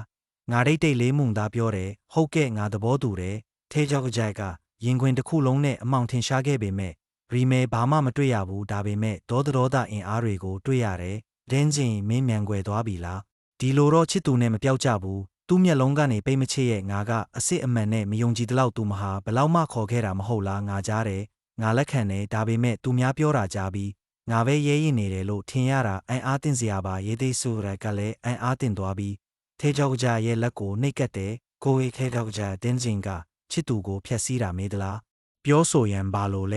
ထဲကြောက်ကြကလေးနဲ့တွန်းပန်စွာပြောဆိုလာတယ်တိတ်ပါချင်းနဲ့ဒီဟာငါနဲ့တယောက်ကြားပါပဲမင်းပြောခွင့်မရှိပါဘူးဒါဟာရေးသေးဆိုရကိုထဲကြောက်ကြကဒီလိုပြောပုံကိုဦးစားပေးသောပထမဆုံးအကြိမ်ဖြစ်လိမ့်မယ်ရေးသေးဆိုရကအန်သားစွာဒိတ်ဆိတ်သွားပြီးပါဆက်လွှာနေပါသည်ထဲကြောက်ကြကနားလေသွားဖြစ်ပြီးသူမရိုက်လန့်ချင်းကနေပြန်လျော့ညောင်းပြီးအတန်ကိုတန်တရာနဲ့ပြောလိုက်တယ်ကျမတောင်းပန်ပါတယ်ငါလိုချင်တာမဟုတ်ပါဘူးမင်းအပြင်မှာစောင့်နေပါကျမတိုက်ခိုက်မှုတွေကိုမင်းကိုကျွန်တော်နဲ့ပါမဲ့ကျင်တော့ဘူးဟန်တာရဲ့မျက်လုံးတွေလက်ရဲလဲပင်ခြောင်ပြီးဆန္ဒမရှိကြောင်းရှိတော်လဲသူဟာဒီအချိန်မှာထဲကြောက်ကြကိုစိတ်ဆိုးစေနိုင်မလားမသိခဲ့တော့ပါဘူးသူသည်လိုရာအတိုင်းအခန်းကထွက်သွားသည်သူထွက်သွားသည်နှင့်ခဲကြောက်ကြရင်ထဲယူပေတက်အားဖြင့်ထက်ရှူရှူလိုက်သည်သူမစကားပြောမိအချိန်မျက်စိမေးအိုင်လမ်းပြန်သွားသည်အတန်ကိုနူးညံ့စွာပြောတယ်မင်းချေထောက်ပြဿနာရှိတယ်ဘာကြောင့်မပြောခဲ့ပါဘူးလဲကျမိဘတဆောင်ယူပြန်လာမယ်သူမကစာအုပ်တိုက်ဘက်ကိုရှောက်သွားသည်ကျွန်တော်ကဒီဟာကသူမရှောင်ရှားဖို့ကြိုးစားတာဆိုတာမကောင်းခေါ်လိုက်တယ်မကြိုက်တဲ့ကိစ္စတွေသွားတော့မင်းမြဲမယ်ဆိုရင်သူမကပြုစုမှုတွေကိုသုံးဆွဲပြီးဝိုင်းဆန်းကြည့်ပါမယ်ရခင်ကတော့ကျွန်နာမကဘလို့မှကျန်းထဲမှတွင်ဖြစ်ခဲ့တကယ်အကြောင်းကိုမထားခဲ့ပေမဲ့အိမ်မက်ထဲမှာမောမောမြင်ခဲ့တာကိုစိတ်နူးညံ့ခဲ့တယ်အရင်အမြင့်ကိစ္စတစ်ခုမဖြေရှင်းနိုင်ဘူးအဲ့ဒီအဓိကကိစ္စတွေကျွန်နာတလုံးအတွင်းမှာပျောက်ကွယ်သွားပါသည်နောက်မှကြံ့ခံကြည့်ရအောင်ပြန်ထုတ်ဆွဲမယ်ဆိုရင်ပုံမမုံတီးတဲ့အတိုင်းဖြစ်နေပါလိမ့်မယ်ပေါင်းဒေးတွေပဲမှာလဲကျမမေ့နေတဲ့ဒီနေရာမှာရှိခဲ့တယ်ထဲကြောက်ကစာအုပ်တန်းတွေရှာဖွေနေတယ်သူမကနှစ်ပြေးလောက်ပြန်ခန်းထဲဝင်ခဲ့တဲ့အချိန်နောက်ဆုံးမှတည်းကမေ့နေတယ်လို့ရှင်းခဲ့တယ်ကျွန်တော်ယောဂ104ဒီဂရီအဖျားရှိပြီးသူမကဟန်နာနဲ့ရက်ဆက်မှုကုံရိုးပြန်သွားခဲ့တယ်။အဲဒီနောက်ကျွန်တော်ကတောင်တင်းချင်းချက်ဆက်ကိရိယာကိုအလွယ်တကူဝင်ရောက်နိုင်အောင်လဲစနစ်ပြောင်းထားပြီးဒန်းစင်မင်းခန်းထဲမှာပစ္စည်းတွေအရန်နေတယ်ဘာလို့လဲ။ထဲတောက်ကြိုက်ကသူမတခုခုမားနေတယ်ဆိုတာသိလိုက်ပြီးကျမမင်းကိုဖုံးကွယ်နေတဲ့အကြောင်းမပြန်ပြပါဘူးအိမ်ကိုရောင်းပြီးကျွန်တော်ဒီတက်တာစွာပြောသည်ရူးတဲ့လဲရှာထားပြီးနှစ်ရက်အတွင်းတော်တွေပေးမှမနှက်ဖြန်မင်းပစ္စည်းတွေကိုရှေ့ဖို့လူတယောက်ခေါ်ပါထဲကြောက်ကြအပြုံးပြန်ပြင်းနဲ့မကြခင်ပြန်လန်းပေါ်မောင်ဟာဒေါသထွက်ဖို့ပြင်ဆင်နေတယ်လို့ဖြစ်တော်လဲပြုံးခဲ့တယ်။သူမမောကြီးမားစေခြင်းမလားဒီအိမ်ကျွန်မကိုအပိုင်းစအတွက်ပဲခွင့်ပြုချက်နဲ့လက်မှတ်မပါပဲဘလို့ရောင်းနိုင်ပါလဲ အိုခင်ဒန်းချင်းမင်းရန်လိုတယ်ဆိုတာသိတယ်ဟန်နာကိုမင်းကနေဝေးနေစေဖို့ပြောမယ်ဒီစိတ်ဆိုးမှုကိုရက်ထွင်းလိုက်ပါ။ तू မယုံကြည်သေးဘူးကျွန်တော်စာချုပ်ကိုဒေါ်စီကနေယူပြီးထုတ်ပေးတယ်အနောက်ဆုံးစာမျက်နှာမှာ तू မလက်မှတ်ရေးထိုးထားတဲ့စွမ်းအင်စာချုပ်ပါဝင်ပါတယ်။အဲ့ဒီအိုင်ကပြောတယ်ဆွဲယူမှုလက်မှတ်ကအလွန်လောက်ဖြစ်တယ်ဟန်နာအဲကလှုပ်တဲ့နေနဲ့ तू မလက်မှတ်ရေးထားတယ်မင်းအဲ့ဒါကိုသတိထားပါလား။နားလဲပါတယ်မဟုတ်လား။ကျေးဇူးပြုဥပဒေရေးရာအနေဖြင့်မွေးကိုလည်းချုပ်ဆိုနိုင်ပါတယ်။ထဲကြောက်ကြစာချုပ်ကိုယူတဲ့နောက်ဆုံးစာမျက်နှာထိတွေ့ချိန်မှာသူမရဲ့အဝိတ်ထည်ကြီးတလဲပြိုင်သွားရတယ်တဝက်စက္ကန့်ကြာပြီးနောက်မူဟင်းထုတ်ပြီးစူညံစွာငိုက်ကိုဆိုလိုက်တယ်ဘသူကမင်းအိမ်ကိုခွင့်မပြုဘဲရောင်းခွင့်ရတာလဲကျွန်တော်ခန်းစားချက်ချင်းကပ်ပြီးပြောတယ်ကုမ္ပဏီကနေတဖုတ်ပဲလဲမယူခဲ့ပါဘူးဒါပေမဲ့ဒီအိမ်ကိုငတ်ငွေကိုပိုင်ကိုစားဝယ်ထားတာပါဒါကြောင့်ငါအနေနဲ့အဲ့ဒီအိမ်နဲ့ဘာလို့မလဲဆုံးဖြတ်ဖို့မရည်ရပါဘူးနောက်ထပ်တော့မင်းဟန်တာအတွက်မြို့ထောင်းကအိမ်တစ်ဝယ်ထားတယ်ဆိုတာကိုမတ်တန်းထဲထဲတယ်မင်းမပြောက်ဘူးမင်းကိုအဲ့ဒီအိမ်ပြောင်းနေဖို့လုံးဝလိုအပ်ပါတယ်စက်အရာတရားနဲ့ဥပဒေအရာကျွန်နေနဲ့ဒီအိမ်ရောင်းတာကတကယ်အကြောင်းအရာပါထဲကြောက်ကြဲကျွတ်ဖြာအရှုံးရှုပ်တဲ့အောက်ဆီဂျင်ထဲမှာမနေကြတော့လို့စိတ်ပင်ပန်းနေမှာလို့ထင်တယ်ဒါပေမဲ့အန်အားတင်းစရာကောင်းစွာသူမဟာကိုတောင်ကိုတိတ်တိတ်ငြိမ်ငြိမ်ထားခဲ့ပြီးတန်တရာတန်နဲ့ပြောတယ်အဲ့ဒီအိမ်ဟာမျိုးဘက်အိမ်ပါကျမအဖရိုက်စုတစ်ခုအဖြစ်မင်းကိုပေးချင်ခဲ့တာဟန်နာအတွက်မဝယ်ပါဘူးသူ့နာမည်ထက်တင်ခဲ့တာကသူ့လည်းဂယုစိုက်ခံရဖို့ဖြစ်ပါတယ်မင်းစိတ်မကုန်ပါဘူးဆိုအလုံးမနဲ့ဖြန်သူ့နာမည်ဖြုတ်လို့ရပါတယ်ဒါကိုခင်ဗျားနဲ့ကျမတတန်းချင်းကြာရှိခဲ့တာပါဘလို့လုံးဝမြင်မာတဲ့အမတ်တရားတွေဘလို့လက်လွတ်သွားရတာလဲတင်းစင်မင်းစိတ်ဆိုးတယ်ဆိုတာသိတယ်ဒီတရက်အတွက်နှေးကွေးစွာနားထောင်ကြပါတော့မနဲ့ပြန်ပြီးစကားပြောမယ်အဲ့ဒီနဲ့ तू မပြန်လှည့်ပြန်လာတယ်ဒါဟာသူမရဲ့တဘာဝအလေးအကျင့်ချစ်ချင်းမရောက်လာမီဝိုင်းနဲ့တုံးပြန်တဲ့အခါသူမဟာကျေးဇူးတင်စွာနားထောင်ခိုင်းပြီးရုပ်သိမ်းတာပါကျွန်တော်သူ့အပြောကြားချက်တွေရဲ့တားစာအောင်မှာကိုယ်စိတ်ကိုရုပ်တိပြုတ်လုပ်ပြီးမူးရစ်အောင်လုပ်တယ်ပြန်နောက်ကျပြီးတောင်းပန်ဖို့ကျွန်တော်ပဲပြန်လာတာပါကျွန်မကသူ့ကိုဝမ်းမြောက်ပြီးချစ်တယ်ကျွန်တော်နောက်ပိုင်းသိခဲ့တာသူမကအချစ်တစ်ခုမှကြားရှိအကြာကဖျောက်ပြီးခဲ့တယ်ဆိုတာပါကျွန်မင်းနဲ့တူနေနိုင်စရာမရှိတော့ဘူးအချိန်ကြာလာပြီးမင်းနဲ့အတူဖြတ်တန်းခဲ့တဲ့နှစ်တွေကိုလက်လွတ်လိုမိတာကြောင့်ကိုငြိမ်သက်ဖို့အနှဲငယ်ဂုံယူမှုကိုတင်သွင်းပြီးအခက်အခဲကိုကြော်လွှားဖို့ကြိုးစားနေခဲ့တယ်ဒါပေမဲ့အချိန်ကြာသွားပြီးဘာမှမကောင်းလာပါဘူးကျွန်တော်ပဲမျောလင်းစိတ်နဲ့ပြောင်လက်ဖြစ်ခဲ့တာသူမကကျွန်တော်ကိုမချေဖြောက်ကြည့်နေသေးဘူးထင်ရပေမဲ့အမှန်တကယ်မဟုတ်ပါဘူးကျွန်တော်ရှိခဲ့တဲ့အခြေခံခံစားချက်တွေကသူမရဲ့မဖြေရှင်းနိုင်တဲ့စင်ဆက်မပြတ်ပျက်စီးမှုတွေမှာအကုန်ပျောက်သွားပြီးသူမထွက်သွားပြီးနောက်ကျွန်တော်ဖောက်ပြီးပုံပန်းတိမ်ပုံပုစီတို့ကိုတန်ရှင်းပြီးခြေထောက်ကိုဘောင်းပြီးထဲ့တဲ့အချိန်တုန်းကအခန်းထွက်လာတဲ့အခါထဲကြောက်ကြနဲ့အေးသေးဆိုးတွေကြားပြီးဖြစ်ကြတယ်ဘယ်တော့မှတော့စားပြီးတဲ့အစားအစာတွေတော့စားပွဲပေါ်မှာကြံခဲ့တယ်အဝက်မီပွိုင်းတစ်ခုကလည်းရိမ့်ခဲ့ပြီးကျမ်းပြင်ပေါ်မှာထားရှိထားတယ်ဟေးသေးချေကြီးကပိုက်ဆန်နဲ့လွှဲအပ်ပေးထားသလိုပါပဲဒါပေမဲ့ငါဒါကိုမလိုအပ်ပါဘူးငါအဲ့ဒီမှာတခုတည်းသောရည်ရွယ်ချက်ကအဲ့ဒီနေရာကိုရောင်းဖို့ပါအဲ့ဒီအိမ်ကိုမင်းတို့အတွက်မထားခဲ့ပါဘူးမင်းတို့ပျော်ရွှင်နေဖို့မျှော်လင့်ပါတယ်ငါအိယာကိုသွားပါမယ်ငါစူညံခြင်းမရှိပဲပြောပြီးအိတ်ခမ်းသို့ခြေမောက်ရင်ဖြင့်သွားတယ်ဟန်ဒါကအန်အားသင့်နေပြီးမိကုံးများကြုံတွေ့နေတယ်သူမိမိရဲ့တုတ်ပြန်မှုနားမလည်ဘူးထဲထောက်ကကြကလည်းမျက်နှာပြောင်းပြီးစိတ်ရှုပ်ထွေးဖို့ကြက်မြဲရှိလိမ့်မယ်ငါကိုစိတ်ချမ်းသာစွာကြားရတာနဲ့သူမှစကားသေးခံမှုပြန်ပြောပြတယ်ညာဟာအမြဲမတာတွေပြုလုပ်နေသူဖြစ်ခဲ့တယ်ထဲထောက်ကကြကိုလက်တစ်ချောင်းတောင်မထိုးစေရမိဖို့မခံနိုင်ခဲ့တာကြောင့်ပါအချိန်ကြာလာတာနဲ့လေသူမကတာနဲ့ကျင်းဝတ်ကြပြီးပါပြီအခုတော့ငါစင်ကြယ်ရေးမလုပ်ချင်ဘူးမိမိအိမ်ကိုလွှဲပေးမဲ့အတွက်တန်ရှင်းသူတွေကိုစီစဉ်ဖို့လိုတော့မှဖြစ်လို့မနှက်ဖြန်ချင်းပတ်ခိုင်းခဲ့တာပဲငါတန့်ဆေးပြီးအိယာဝင်ကြသည်ဒါပေမဲ့နန်းနမနက်သူခန်းကနေထွက်ချိန်မှာတော့အိမ်လုံးကမိဖို့ခန်းမှာထဲကြောက်ကြဟာတော်တော်လေးစွန့်စားလုပ်နေတယ်ငါနိုးဖို့ပြင်ဆင်နေတယ်လို့ထဲကြောက်ကြကဟန်ချက်ချပြီးအင်ဂျီပြီးဆိုအထားတာနဲ့ပြုံးနေပေးတယ်မင်းညကကြီးမားတဲ့ကြက်ကြမှုကမဖြစ်ခဲ့သလိုပဲငါကအိမ်လုံးကိုတန့်စင်ထားပြီးဓာတုပစ္စည်းဖြင့်ဆေးမွေးမှုပြုလုပ်တယ်ဒီအချိန်ကာလကနေရှေးဟောင်းကာလနဲ့ကွာခြားပါတယ်သူမရိုင်းဆိုင်တဲ့ကျမ်းပြင်ပေါ်ရေခမ်းပြားလေးတွေအေးမပါပဲဖြစ်ခဲ့ချိန်မှာတော့ကျွန်တော်ကမခံစားသလိုဖြစ်ခဲ့တယ်ငါက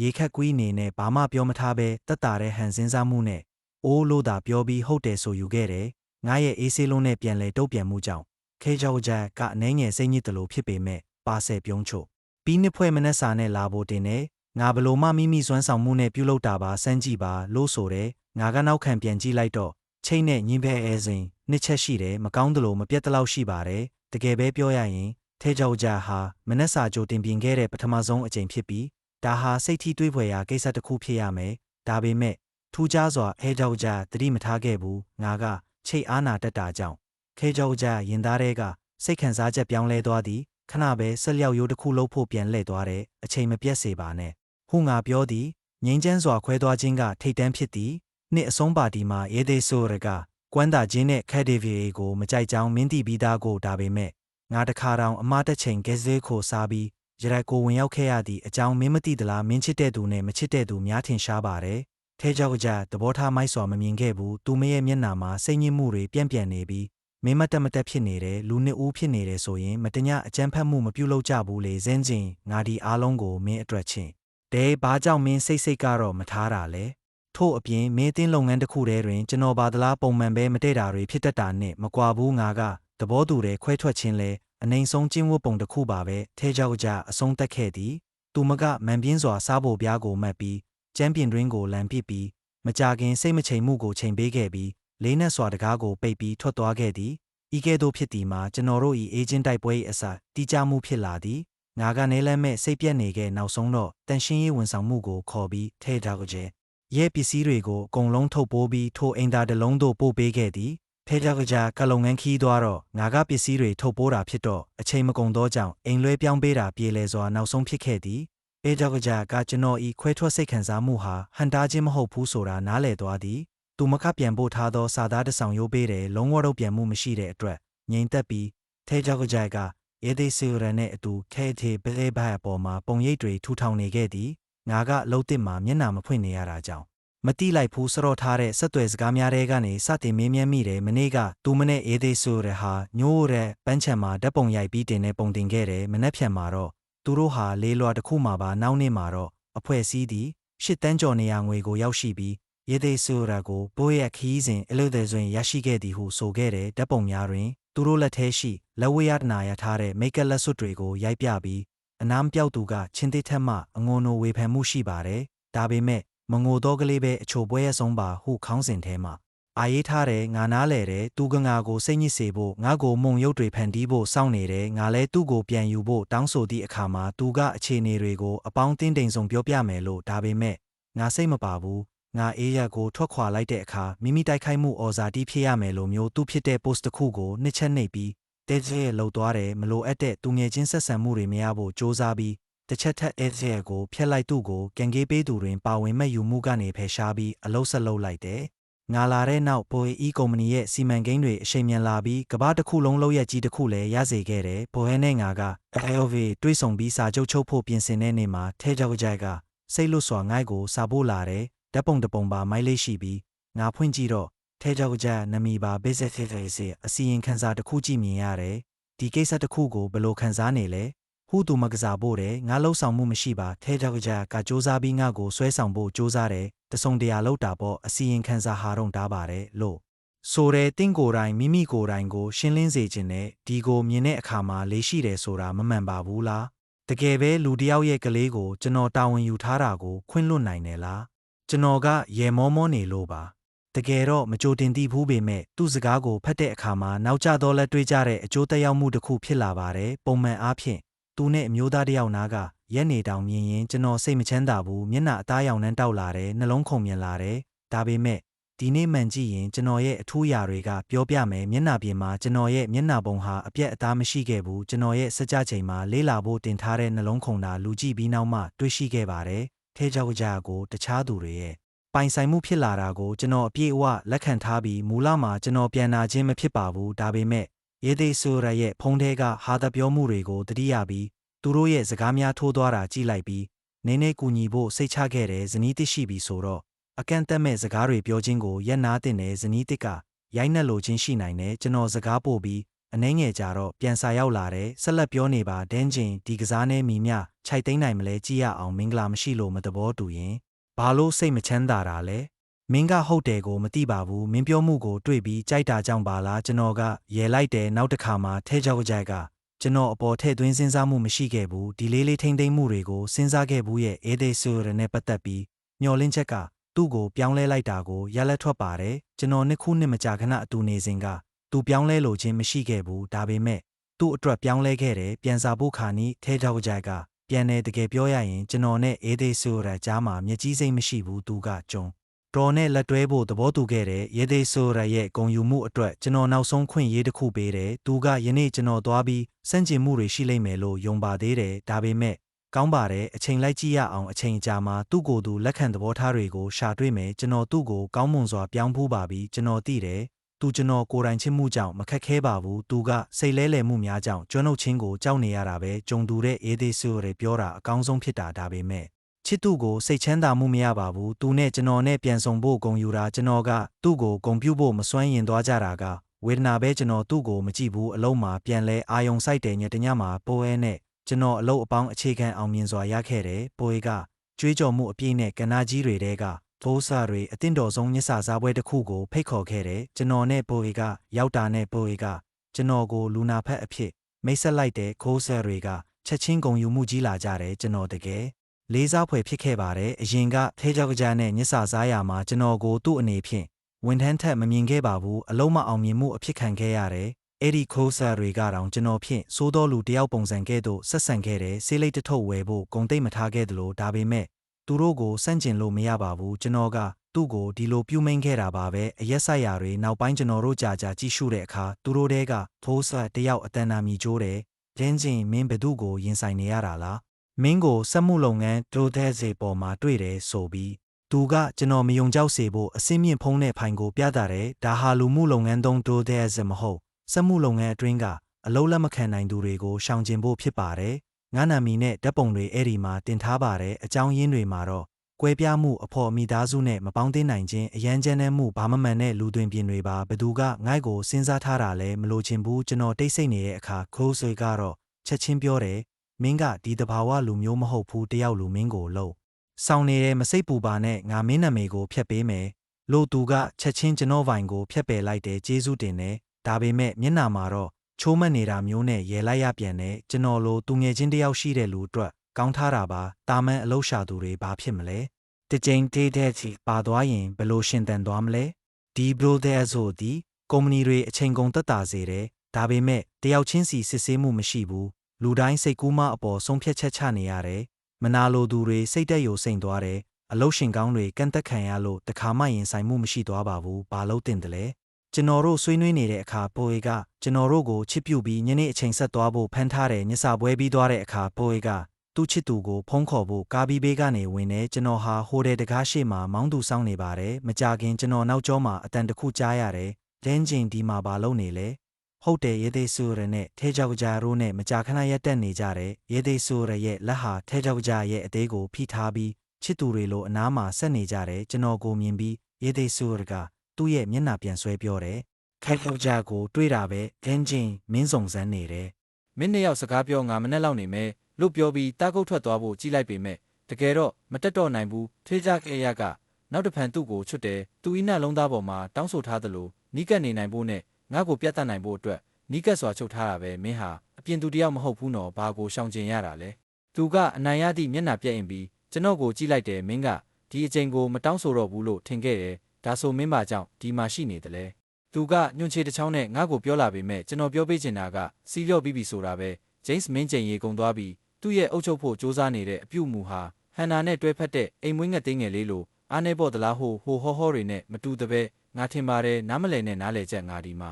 သူငယ်ချင်းတယောက်နဲ့ညစာစားရတာပဲတခါပြေးတော့မယ်သူငယ်ချင်းနဲ့ညစာစားနေတာလားဟန်နာဟာတတနီးနဲ့ဟာတတခုပေါင်းပြီးအတန်ထွက်လိုက်တယ်ဂျိမ်းစ်ဒီမှာပျက်စီးတဲ့အလုပ်ကိုဆုံးရှုံးပြီးမှလူငယ်တယောက်နဲ့ညစာစားဖို့အတွက်ဟိုတယ်ဈေးကြီးရဲ့ကိုဆရိုက်ဆွဲကြီးတင်နိုင်နေဆိုတာမထင်ထားဘူးငါအတန်ထဲမှာပြစ်တင်မှုတွေနားထောင်နိုင်ခဲ့တယ်သူကငါ့ကိုချီးပြီးပြောနေကြောင်းအတိတ်ပဲချပြနေခဲ့ပါတယ်ဂျိမ်းစ်မင်းပြင်းထန်သွားတယ်လို့မထင်ခဲ့တာပါထေးကြခဲ့ရကငါ့ကိုကြည့်ပြီးမုန်တီတော်မျက်လုံးတွေထက်ဆင့်ထက်တိုးပြတ်တတ်နေတယ်ဒီအရာကိုတွေးတဲ့အခါငါသဘောထားရှင်းပြဖို့စိတ်မရှိတော့ပါဘူးသူကငါစကားကိုမယုံကြဘူးအာနိသင်မရှိတဲ့အရာပါငါရိတ်တစိတ်နေရပါတယ်ဆိုတာကထေးကြခဲ့ရကိုငါပြစ်ကြောင်းထင်လာစေတဲ့ဟန်နာကိုမှန်တယ်လို့တက်တည်ပြနေပြီးသူမျက်နှာပေါ်မှာ၆လန့်သည့်ငါ့ကိုတွေ့ပြီးဒီလူမိုက်ပြစ်ကပြီးတော့ပါတယ်မဟုတ်လားခုတော့ငါဘဝနေ့ချိန်ကြီးမှာဘေးနာပါလားဒီကလေးကနောက်ကျသွားပြီးငါကရဲလိုက်တယ်သူမကသူ့ကြောင့်မလုပ်ရင်ဘာလုပ်လဲဆိုတာကွဲပြားသေးချာပဲမပြောနဲ့တော့သူမကငါလှုပ်ဆောင်တာကိုစိတ်မဝင်စားဘူးပြီးတော့ကွဲပြားခံပြီးပဲမကျေနပ်တာသိရှိရတာတော့မထင်ထားဘူးသူမကချစ်ချင်းကိုမခံစားခဲ့ဘူးဆိုတာကွဲပြားပြီးသူမဟာအိမ်မက်တွေအတွက်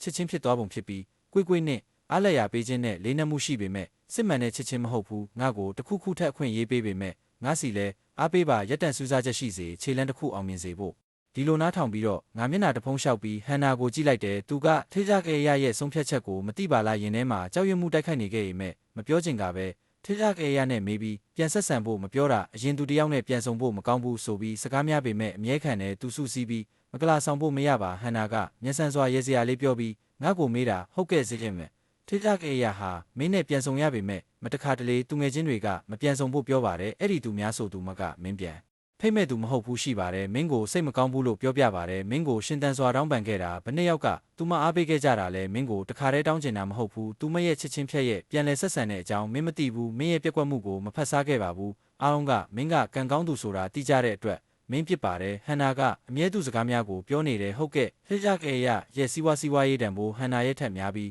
းဟန်နာကိစ္စတွေကိုစဉ်းစားသွားတဲ့အတွက်သူမကငါ့ကိုရင်ဆိုင်ရဖို့ခွန်အားတွေပေးခဲ့တာစကားလုံးတစ်ခုမဟုတ်ပဲဘာကြောင့်သူမကငါ့ကိုချစ်တာမဟုတ်တာနဲ့တခါတရံသူမကစကားပြောခဲ့ရပဲငါစကားဖွင့်တော့ဘင်းရဲ့အတန်ဒီငါနားမနောက်ွယ်ကနားထောင်ရစေရဲ့ဂျိမ်းစ်ဒီနှစ်အစ်ကိုနှစ်သမီးတွေဘသူတွေပါလဲမင်းနောက်ဆုံးကျွန်တော်ဆိုတာဒီမှာရောက်ပြီးငါအားနေစေခဲ့ပြီးတခုခုပြန်အတန်ထုတ်ပြီးပြောခဲ့တယ်အရင်လှုပ်ဖော်တွေအကွာငှက်အတူတည်းဖြတ်ရင်ကြုံတွေ့ခဲ့ရတာပဲနောက်ဆုံးတော့သူကငါ့ကိုသူမရဲ့ချစ်သူမဟုတ်ပဲအလုပ်ဖော်လို့ခေါ်တယ်ငါထင်တာကသူမတန်မိုးကောင်းမယ်လို့ခံစားတယ်ဒီခါမှာသူမရဲ့မျက်နှာဆိုင်းရောက်နေလာတယ်ငါမင်္ဂလာဆောင်ပွဲကိုနောက်ပြန်မလုပ်ဘူးသူကအမြန်ပြောတယ်ပြီးတော့သူကဘင်ကိုအဝိုင်းပြန်တော့တယ်ငါဂျိမ်းစ်နဲ့ညစာစားဖို့လာတဲ့သူငယ်ချင်းပါတစုံတရာဟာသူမကိုအကြမ်းဖက်လိုက်ရတယ်ဟန်နာကပထမဆုံးဖြစ်လာပြီးဖွင့်ဟချက်ချတယ်နေကြတယ်စင်မကန်ရဲ့သူငယ်ချင်းကဒီမှာညစာစားဖို့နိုင်စွမ်းရှိတယ်ဆိုတာမသိဘူးမင်းပါလို့နေလဲဘယ်မှာလှုပ်တယ်လဲဘင်ကမျက်နှာပြုတ်ပြီးငါ့ကိုပြောတယ်ဒီဇင်ဘာလေးကမျိုးစိတ်အနှဲငယ်သွားချက်ဖြစ်နေတာမလားငါနှဲငယ်ရဲထွက်ပါတယ်မဟုတ်ပါဘူးရထင်းဆန်မီနီရှိုးဖြစ်ပါပြီဘင်ကတင်ဆက်လို့မစွဲတယ်ဒါပေမဲ့ဟန်နာရဲ့မကောင်းတဲ့ရည်ရွယ်ချက်ကိုသိနိုင်ခဲ့တယ်လွတ်လပ်ပြောတယ်ငါစီးပွားရေးအကျယ်ဝင်သိငယ်တာလုပ်တယ်ချမ်းသာတဲ့သူမဟုတ်ဘူးဟန်နာကပိုပြီးသားစာထင်တယ်မနာလိုစွာရဲကဘင်ကိုမျက်နှာထင်လင်းပြောတယ်စီးပွားရေးယနေ့ခေတ်မှာခက်ခဲတယ်အလုပ်စူးစမ်းမှအောင်မြင်နိုင်တဲ့ခက်ခဲအလုပ်ပဲလိုချစ်ခဲမှာလဲဒါဆိုရင်အလုပ်စူးစမ်းတဲ့ပိုက်ဆံတွေစွန့်စားဖို့မဖြစ်သင့်ပါဘူးဘင်ကမယိုသေးမှုကိုအလင်းပြန်သိရှိလိုက်ပြီးသူ့ကိုညှဉ်းဆန်ဖို့မလုပ်ပဲအရာကြီးရောပါလဲမင်းဆိုပြီးဆွေးနွေးဖို့စတင်ခဲ့တယ်ဒီလူနဲ့ရင်ဆိုင်မှုရှိလားသူ့ကိုမဖုံးကွယ်ပဲပြောလိုက်တယ်ကျွန်တော်နဲ့သူတို့သာစကားပြောရတာလို့တန်စင်လေးနဲ့ပြောလိုက်တာကသူ့နားကသူမကကျွန်တော်ဟောင်းသူငယ်ချင်းဖြစ်ပြီးသူကသူမရဲ့လောလောဆယ်ခင်ပွန်းပါဘန်ကကျွန်တော်ထေးကြခဲ့ရတဲ့ရှေးချိန်ကအတူလုပ်ခဲ့တဲ့ကုမ္ပဏီအကြောင်းကိုသိပြီးသူ့ကုမ္ပဏီကိုဝင်လာချိန်မှာကျွန်တော်နဲ့သူမပြန်ခွဲခဲ့တာနဲ့အကြောင်းရင်းတွေကိုဖုံးကွယ်ထားမိတာမရှိဘူးဘန်ကတကယ်ရောင်ရတာရိုင်းရင်ဟန်နာကိုဆွဲပြောလိုက်တယ်ဒီလိုပြောရရင်တင်းပိုက်ဆန်ကအလွန်ခက်ခဲရရှိတာမဟုတ်ဘူးနော်ဘာလို့ထားတာလဲတိတိကြည့်မယ်ဆိုရင်အနာဂတ်ကောင်းတဲ့အလုပ်ရှင်မဟုတ်ဘူးသလားခံမှန်းတော့မိမတွေကိုဆွဲမှတ်နေလားဟန်နာလည်းရင်သက်ရှုမောသွားပြီးဘန်ကိုတိုက်ခိုက်ဖို့ကြိုးစားခဲ့တယ်ဒါပေမဲ့ထေးကြခဲ့ရကသူ့ကိုထိမ့်သိမ်းလိုက်တယ်ထောက်မကျတဲ့ကစားစရာမဟုတ်ဘူးစင်မကန်ရမျက်မသိတယ်ငါတင်းစိတ်ဝင်စားတာကိုသိတယ်နောက်ပြန်လာရင်ကုမ္ပဏီတွင်တာဝန်ယူရာရက်တီခွင့်ပြန်ပေးမယ်10%ပို့ပေးမယ်ဆိုတော့ဝမ်းသာလား10%နဲ့ဘန်ကပြုံးလာပြီးရဲလိုက်တယ်ပါနတ်တယ်ကျွန်တော်ကုမ္ပဏီအတွက်သွားထိုးပြီး40%ပေးလိုက်ပြီးထေးကြခဲ့ရတစ်စက္ကန့်တိုးတိတ်သွားခဲ့ပေမဲ့ပြန်လည်မြည်တဲ့စင်မကန်ရင်ဒီကိုကျွန်တော်မုံတွေလှုပ်ထားကြောင်းငါမေးစရာရှိတယ်ကုမ္ပဏီတွေကလက်နက်တူမဟုတ်ဘူးရာခိုင်နှုန်းဆိုတာအဖြတ်ချင်းဆိုတာမဟုတ်ဘူးသူမကဘန်ရဲ့ကုမ္ပဏီဟာသူမရဲ့ကုမ္ပဏီထက်ထိပ်တန်းနေပညာနောက်ကျနေတယ်လို့ဆိုတာပဲမှန်တယ်စတင်တုန်းကဘန်ကုမ္ပဏီဟာသူမကုမ္ပဏီထက်နေပညာပိုင်း၍နေခဲ့ပေမဲ့အဓိကကွာခြားချက်ကနေပညာပိုင်းမှာဖြစ်ခဲ့တယ်လက်ရှိမှာသူတို့နေပညာထိပ်တန်းမြင့်တင်ပြီးခဲ့တဲ့100သိန်းစီမံကိန်းတစ်ခုကိုကျွန်တော်တို့ကတိပေးခဲ့တာဖြစ်ပါတယ်ဘန်ကုမ္ပဏီဟာထေးကြခဲ့ရရဲ့လုပ်ငန်းထက်အဆင့်တက်ခဲ့ပြီးထို့အပြင်ထေးကြခဲ့ရရဲ့စီမံခန့်ခွဲမှုနဲ့ဟန်နာပေါ်တွန်းအားပေးမှုကြောင့်ကုမ္ပဏီဟာအမြန်ဆုံးပျက်စီးဖို့အကြောင်းဖြစ်နေခဲ့တယ်ဒါပေမဲ့ကျွန်တော်အဲ့ဓာတွေပြောတာကင်းနေခြင်းပြီးမပြောချင်ပါဘူးသူမကနားမလဲပါဘူးဘန်ကထေးကြခဲ့ရကိုညှဉ်းဆန်တာမလုပ်ပါဘူးကားရောက်ပြီလားလို့ပြောပြရော့နေစွာငါ့ကိုမေးတယ်ကြည့်မဲ့အချိန်မှာရှက်ဖူးတက်ထားတဲ့ရင်မောင်းတစ်ယောက်လာရောက်လိုက်တယ်ဘောတင်အတွက်ဖုံးခေါ်ခဲ့တဲ့ရင်မောင်းပါကားပဲမှာလဲပုံစံနှဲငယ်မိုက်တာပဲကျွန်တော်လဲတင့်ကားမောင်းမှာပုံမြက်တယ်ဘန်ကကျွန်တော်ကိုကိုးကားပြောလိုက်တယ်ကျွန်တော်သဘောထားမကောင်းပေမဲ့အဲ့ဒါကိုရင်မောင်းကိုတော့တက်ပေးလိုက်တယ်2မိနစ်မပြည့်ခင်မှာတော့သူရင်မောင်းလက်လွတ်တက်ထွက်နဲ့တတရက်ကျေးစောကထိတ်တီးကားကိုထွက်သွားပြီးကျွန်တော်နောက်မှာရက်တင်ပေးလိုက်တယ်ဘော့စတီကားကအန်တပွဲကောင်းတယ်စက်ကြီးရခဲ့တယ်သလားရင်မောင်းကဟက်မော်မီအောင်ပြောသလိုခံမှန်းရင်ကျွန်တော်မှတတိထားပြီးဟန်နာကိုကြည့်လိုက်တော့အမြင်ပြိုင်တန်းကောင်းနေပြီအလုံးနဲ့ကားကိုကြည့်နေပါတယ်ထေးကြခဲ့ရကစဉ်းစားနေပြီးညိုးနေသောမျက်နှာကိုပြတ်တက်နေခဲ့ပါတယ်ဘန်ကကျွန်တော်စီပြန်ပြောတယ်မကြီးမသေးဘူးနှစ်တန်းနဲ့ပြတ်တောက်တယ်ကုမ္ပဏီအပိုစုပါဒါနဲ့သူရင်မောင်းကိုပြောင်းပြောမယ်ကျွန်တော်ညီက အမြဲတမ်းရင်မောင်းလိုချင်နေတဲ့အလုပ်ရလိုက်တာကောင်းမယ်လစဉ်နှစ်ဆက်ထောင်ပေးမယ်ရင်မောင်းပြောတယ်တကယ်လားကုန်ယူပါတယ်ဘေးမှာဟဲ့ကြကဲရမျက်နှာပူရဲ့မျက်နှာနဲ့ပြန်လဲခေါ်ယူပြီးတွားခဲ့တယ်ဟန်နာလဲအမြန်လိုက်သွားတယ်ဘန်ကရင်မောင်းနဲ့အပိုင်းဆက်စာချုပ်ကိုအဲ့ဒီနေရာမှာပြီးစီးလိုက်တယ်ကျွန်တော်ကွန့်ကျဲတယ်တကယ်အဲ့ဒါကိုချုပ်ဆိုလိုက်လားဟုတ်ကဲ့အဲ့ဒါရက်ဆက်စွာဖြစ်ဖို့အစမ်းပန်းဖြစ်ပါတယ်တင့်ဟာနေပညာအဓိကလူတစ်ယောက်ပါအပြင်ဆွဲမယ်မူးတဲ့အခါတွေလည်းများတယ်ချွန်ပို့ရင်မောင်းကိုမကြာခဏဖုံးခေါ်လို့မရဘူးလစာများနေသေးသည်လားကျွန်တော်ဖေးစားခဲ့ရကုမ္ပဏီမှာလစာဆက်9000လုံးမဟုတ်လားဘန်ကရိုးရှင်းမေးလိုက်တာတွေကိုကြိုတင်တုံ့ပြန်ပြီးကျွန်တော်ပေါ်ထိတ်တီးနေပါတယ်မများပါဘူးမူးလုံးတဲ့အခါကျွန်တော်ရင်မောင်းကိုကင်တွယ်နေတဲ့စိတ်မပူပါနဲ့အဲ့ဒါနဲ့ကျွန်တော်မငင်းဆန်တော့ဘူးကျွန်တော်တို့စီမံကိန်းကိုပြင်းပြအင်းထန်ထန်အလုပ်လုပ်ခဲ့ကြတယ်နင်းနေနာရတဲ့အချိန်မှာထေးကြခဲ့ရကမတိုင်မီအဆက်အသွယ်နဲ့ပျောက်သွားပြီးဟန်နာပါငိမ့်သက်သွားတယ်ဘန်ဂျော့ကအဖြစ်ပြင်းထန်ချင်းချောက်မှုနဲ့သူတို့အဟက်ကိုဒဏ်ရာရခဲ့တာကိုထောက်ခံရတယ်ဒီဖြစ်ရကြောင်းထေးကြခဲ့ရဟာကျွန်တော်ကိုပြက်ကွာဖို့အောင်စဉ်းစားမိလို့ထင်ခဲ့တယ်ဒါပေမဲ့မကြည့်မိပဲအလုပ်ကိုအာယုံဆိုင်နေချိန်မှာဘန်ဆန်းကျဲတဲ့မျက်နှာနဲ့လာပြီးပြောတယ်ထေးကြခဲ့ရကကျွန်တော်ကိုခေါ်လိုက်တယ်ဗာမေးခင်သူဆိုးဆိုးရွားရွားကြည့်တာပဲသူမတင့်ကိုမကြခင်ရှာသွားမယ်ဘာစိတ်ဖြစ်မတွေ့ဘူးကျွန်တော်တင့်ကိုထောက်ခံမယ်ဒီနေရာမှာစိတ်မပူပါနဲ့တကယ်တော့ကျွန်တော်ကစိတ်မလျော့မပြီးပေးဖို့မယ်ဒီစကားတွေဆိုပြီးချက်တစ်ချက်ပြောပြီးနောက်သူချွတ်ပြီးထွက်သွားခဲ့သည်အဲ့ဒါကြောင့်ကျွန်တော်အလွန်ပြက်စရာနဲ့ရှုပ်ထွေးမိခဲ့ရပေမဲ့မစိတ်ပူခဲ့ပါဘူးပြန်စူးစမ်းပြီးအလုပ်သွားပြန်ခဲ့တယ်နေအောင်ချိန်12နာရီထိထိုတစ်ပတ်ကသူ့စီကဖုန်းခေါ်တယ်ဖိခခဲ့ရပါကျွန်တော်ဖုန်းကိုလက်ခံပြီးချိန်မှာသူကအရန်ပြီမဟုတ်ဘူးအစားထိုးပြီးတခွင်နဲ့တိတ်ဆိတ်နေတယ်အဲ့ဒီအလွန်မင်းတိတ်ဆိတ်ချက်ကြောင့်သူကဖုန်းဆက်ထားတာပဲလို့ထင်ခဲ့တယ်ဒါပေမဲ့စက်ကရင်ကဖုန်းကိုဆက်ထားတယ်ဆိုတာပြတယ်စက်တင်လွတ်စေပါငြိမ်းချမ်းမှုရဖို့ရပါတယ်လားနောက်ဆုံးထေးကြခဲ့ရရဲ့ညှိနှိမ့်တဲ့အတန်နည်းနဲ့ဖောက်ပြန်လာတယ်ကျွန်တော်ရန်တိတ်ကြိုက်စရာဖြစ်လာတယ်သူကတကယ်တော့ကျွန်တော်ကိုဖျက်ဆီးနေတယ်လို့ယုံကြည်နေသေးပြီလားအခုတော့မပြောရဲ့အေးကြခဲ့ရဆက်ပြောလာတယ်ငါနင့်ကိုလက်မခံဘူးဆိုတဲ့သူနဲ့စကားပြောခဲ့တယ်သူကပြောခဲ့တယ်အဲ့ဒီအချိန်မှာသူကအတူတကွကုမ္ပဏီကိုအတူတီထောင်ဖို့ဖိတ်ခေါ်ခဲ့တယ်ဒါပေမဲ့မင်းကကွင်းတိုင်းကကိုပဲရေးချယ်ခဲ့တာကိုမသိခဲ့ဘူးငါဟာတာရဲလက်ဝင်တာနောက်ပိုင်းမင်းကိုမမြင်မတော့ဘူးဆိုတာဝန်ခံတယ်ဒါပေမဲ့ကျွန်တော်တို့9နှစ်ကာလအတွင်းတွဲနေခဲ့တယ်မင်္ဂလာဆောင်စီစဉ်တွေလုပ်နေတယ်ဒီတစ်ဆက်လက်နောက်ဆုံးကြခဏအတူမနေတော့ဘူးလို့ပြောတော့မျိုးဆက်ပြတ်သွားမယ်လားသူမအတန်ကမထောက်မဟုတ်လို့ပါဆက်ပိတ်ရလောက်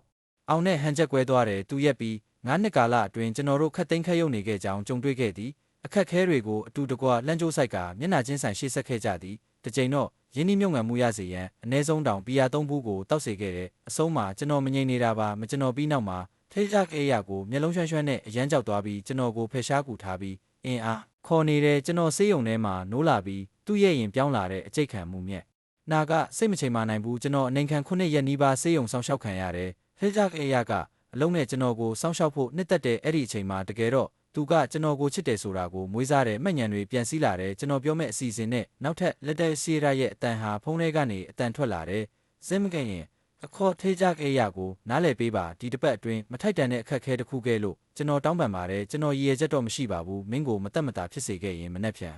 ရက်နားမှာကျွန်တော်ပါမင်းစာရှိမှပြန်မပေါ်တော့ပါဘူးထေးကြခဲ့ရကသူ့ကိုရက်တန့်စေမီတိတ်ပင်နားမလဲခဲ့ဘူးကျွန်တော်ပြောင်းလဲစိတ်ခံစားချက်တွေသူ့ညအန်းနေတယ်ဒီအတန်နားထောင်ပြီးငါဆက်ဆံရေးဟာစိတ်ဖိစီးချက်များစွာနဲ့ပြုတ်ကျသွားတယ်ကျွန်တော်ကသူတို့ကားဆက်ဖြတ်တယ်လို့ဖြစ်တယ်ချစ်ချင်းကိုကြဆုံးတာတော့မဟုတ်သူ့ရဲ့နာမှုကဘာတွေလာမလဲရတဲ့ရှိရယတနာရင်သူဟာဟဲ့ကြခဲ့အရာရဲ့ရှင်းလင်းလာတဲ့အဖြူတန်းလောင်ဖြစ်သွားမယ်အချိန်ကြာလာပြီးသူတို့နှစ်ဦးရဲ့ချစ်ချင်းတွေပိုပြီးကြီးထွားပြီးတာယာချစ်ခင်မှုဖြစ်လာမယ်ကျွန်တော်မိုက်เสียပြုံးပြီးပြောတယ်โอเคနားလေတယ်ဒါပေမဲ့ကျွန်တော်အခြေအနေတစ်ခုတောင်းပါတယ်ထေးကြခဲ့အရာကသူ့အတန်ကိုတမရအောင်မြင်ခြင်းကဲ့သို့ပြောပြတယ်ကျွန်တော်မှဆွဲပြောတယ်ကုမ္ပဏီရဲ့မဟာစုဝယ်မှု၏အဝက်နဲ့မင်းနမီနဲ့ရှိတဲ့ပိုင်ဆိုင်မှုအဝက်ကိုပေးပါထေးကြခဲ့အရာကတကယ်မလွဲမရှားကြောင်ပြောတာမရှိဘူးလို့သိတယ်သူနဲ့အတက်ရှိရဘလို့ပဲကြောင်းကြားနေလဲသူ့ပိုင်ဆိုင်မှုနဲ့မဟာစုဝယ်မှုကလက်တက်ရှိရကိုထိုကာလမှာထားနေသောအကြောင်းလေးဖြစ်ပါတယ်ပြီးနောက်9မိနစ်ရှိသွားတဲ့တိတ်ဆိတ်မှုတိုင်းလက်တက်ရှိရကိုယ်တိုင်ပြင်းထန်စွာဝေဖန်ပုံကြေညာတဲ့စင်မကရင်မင်းရဲ့တောင်းဆိုမှုကမတရားကြီးပါ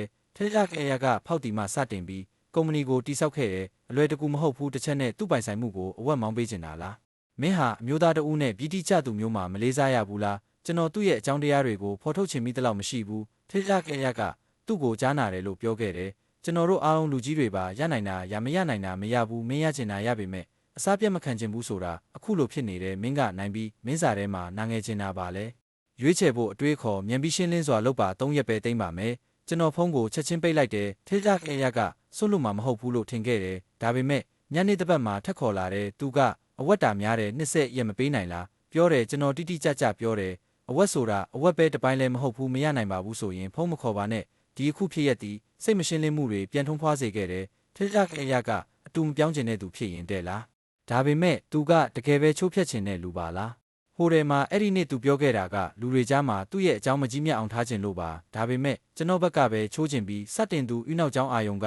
ဝင်ရောက်မှုမမြောက်ပါဘူး၃ရက်လွန်ခဲ့ပြီးထေကြခဲ့ရကဖုံးမခေါ်ခဲ့ဘူးစီမံကိန်းအပိသက်အစ်စ်မှာရောက်ချိန်မှာပုတ်အက်ကအားလုံးကိုပြည်စုံတဲ့အပျော်ပွဲကြီးထားတင်ပေးခဲ့တယ်ကျွန်တော်တို့အတူတူကစားပြီးနောက်ချိန်နေရာမှာအိမ်ပြန်လာခဲ့တယ်မျက်လဲမွန်းတဲ့ချိန်ရှိခဲ့တယ်ဆေးရည်ချိုးပြီးအိတ်ချင်ချိန်မှာကျွန်တော်ဖုံးကြားတယ်ထေကြခဲ့ရပါအိတ်ဆက်အင်ကိုပိုသိမ်းခံရတာဆိုးရွားပါလိမ့်မယ်ငါချက်ချင်းဖုံးချသွားခြင်းလို့ဒါပေမဲ့အနှဲငယ်တော့မြေပြားမလွတ်ဘဲနဲ့မျက်စိကပျော့ရင်းနေတာကြောင့်မမှန်တာနဲ့ဖုံးတင်လိုက်တယ်ဟယ်လိုမင်းကအကော့ထေကြခဲ့ရရဲ့ချစ်သူလားမစ္ဆာအိုလီဗီယာဟာကျွန်တော်ဆိုင်မှာမြူးနေပြီးအိမ်ပြန်ဖို့စန့်ကျင်နေပါတယ်သူ့ဖုန်းထဲကနေတစ်နံပါတ်ကိုတွေ့ရပါတယ်သူ့ကိုဘေးကင်းစေဖို့စိုးရိမ်နေပါတယ်ကျေးဇူးပြုပြီးသူ့ကိုလာခေါ်ပေးလို့ရမလားငါတခုပြောမယ်တောင်းပန်ပါတယ်မစ္ဆာအိုလီဗီယာအကြောင်းမှာတော့သူစကားဖြင့်တင့်ကိုဖမ်းဆီးရန်အကြောင်းပြောပါတယ်သူကပြောတာကတင်မလာရင်သူ့ကိုဘာမှဖြစ်မနေခဲ့ရင်တင်တာဝန်ယူရမယ်လို့ဖုန်းရဲ့ဆိုတန်ကပူပန်နေတယ်လို့ပဲငါဟာအပြုံးရတယ်ငြိမ်သက်စွာနဲ့ OKT နေရဖို့ပါလို့ပြောတယ်ခေါ်သူကတက်တာတဲ့အတန်နဲ့မြန်မြန်တီနေရဖို့ခဲ့တယ်ကျွန်တော်ကြည့်ပြီးမှရဲတွေခေါ်ပေးပြီးအခြေအနေတီနေရပြောပြီးဖုန်းပိတ်ထားပြီးအိတ်လိုက်တယ်နက်နက်ထတော့ထေကြခဲ့ရကဖုန်းတစ်ဆက်ချိန်ကျော်ခေါ်ထားပြီးစာတို့များအများကြပို့ထားတဲ့အဲ့ဒီစာတွေကတော့ငါတွေ့ရင်ရဲတွေခေါ်တာကိုအမမှုတွေနဲ့စတင်ပြီးမေတ္တာမဲ့လူဆိုးငွေပြီးတဘာဝမဲ့ပုံကိုဆွဲချက်တွေချစ်ခဲ့တယ်နောက်ဆုံးပိုင်းမှာတော့သူ့တဲ့ကစိတ်ချိုတာမှုကြဆင်းပြီးငါ့ကိုမလိုအပ်ဘူးလို့ဘာကြောင့်ပြုလုပ်တာလဲ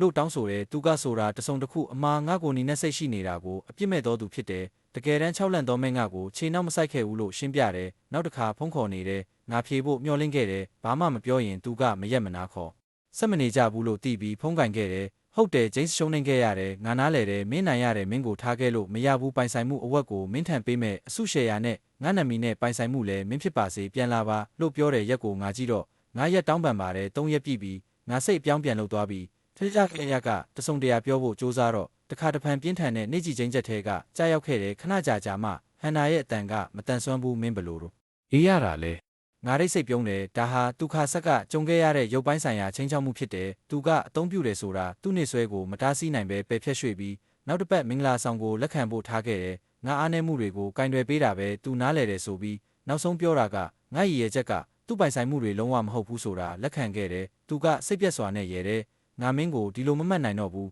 လို့ပြောလိုက်တယ်ထက်မှန်တိုးပြင်းတဲ့နေကြည်ချင်းချက်ထဲထက်မှန်ဖြစ်လာပြီးအသက်ရှုခတ်ခဲနေတယ်နာကျင်မှုအများကြီးဖြစ်နေတယ်ဘာမှမဖြစ်ပါဘူးလို့မေးချင်သေးပေမဲ့ငါကြောက်ထင်နေတယ်သူငါ့ကိုစိတ်ပူပြီးလို့မှားရင်ခံယူမယ်လို့ငါရိတ်စိတ်ရက်ခဲ့တယ်သူကကျွန်တော်စိတ်မှာဘာတွေလုပ်နေတယ်လို့သိတယ်လို့ချောင်းဆိုးတယ်ဂျိမ်းစ်ငါဖျားနာနေတယ်ယုံနာကအိမ်မာတဲ့မကြသေးဘူးပြက်ဝဲထားတယ်မင်းဖျားနာနေတာမရှိချိန်မှာငါဘာမှမစိုးဘူးလို့ရသလားဟုသိကျင်တယ်ငါတုတ်ပြန်မရဘူးသူဆက်ပြောတယ်မင်းဆွဲပေးခဲ့တဲ့ပန်းချီတွေစီစဉ်ရွှေ့ပြောင်းမှုတွေပျောက်ဆုံးသွားတယ်အိမ်တရွက်လုံးရှာမတွေ့ဝူးမင်းကချိတ်ထားတာလားမင်းကဖြတ်တာလားသူကကလေးလိုပြောနေတယ်အတန်ပိုင်းလဲတုံလုံးနေတာပန်းချီတွေရှာဖို့အိမ်တောင်းနှိုးနေတယ်ငါနှုတ်ခမ်းဖြင့်ပြုံးပြီးပွင့်ပွင့်ကြကြမီးရှို့လိုက်တယ်အဲ့ဒီမီးရှို့တဲ့တုံးပြောက်သွားတယ်လို့ပြောတယ်သူကပြင်းပြင်းထန်ထန်ရဲစားပြီးတဝါဒခံတဲ့အတန်ပိုင်းကချိုတာနေတယ်ဒီအိမ်မှာငါတို့ဘဝမှတ်သားချက်တွေပြည့်နေတယ်ဒါပေမဲ့အတိအကျဝင်နေကြရင်မတွေ့ရဘူးမင်းဘာလို့နောက်တောင်ကျင်တာလဲအိမ်ကိုရောင်းပြီးတန့်စင်အောင်ဆေးဖြန်းထားတာပေါ့စစ်မှန်စွာထွက်သွားတယ်ငါဘာလို့ရမလဲအိဆာစင်တဲ့အိမ်လက်တိုက်ရှိရအမိက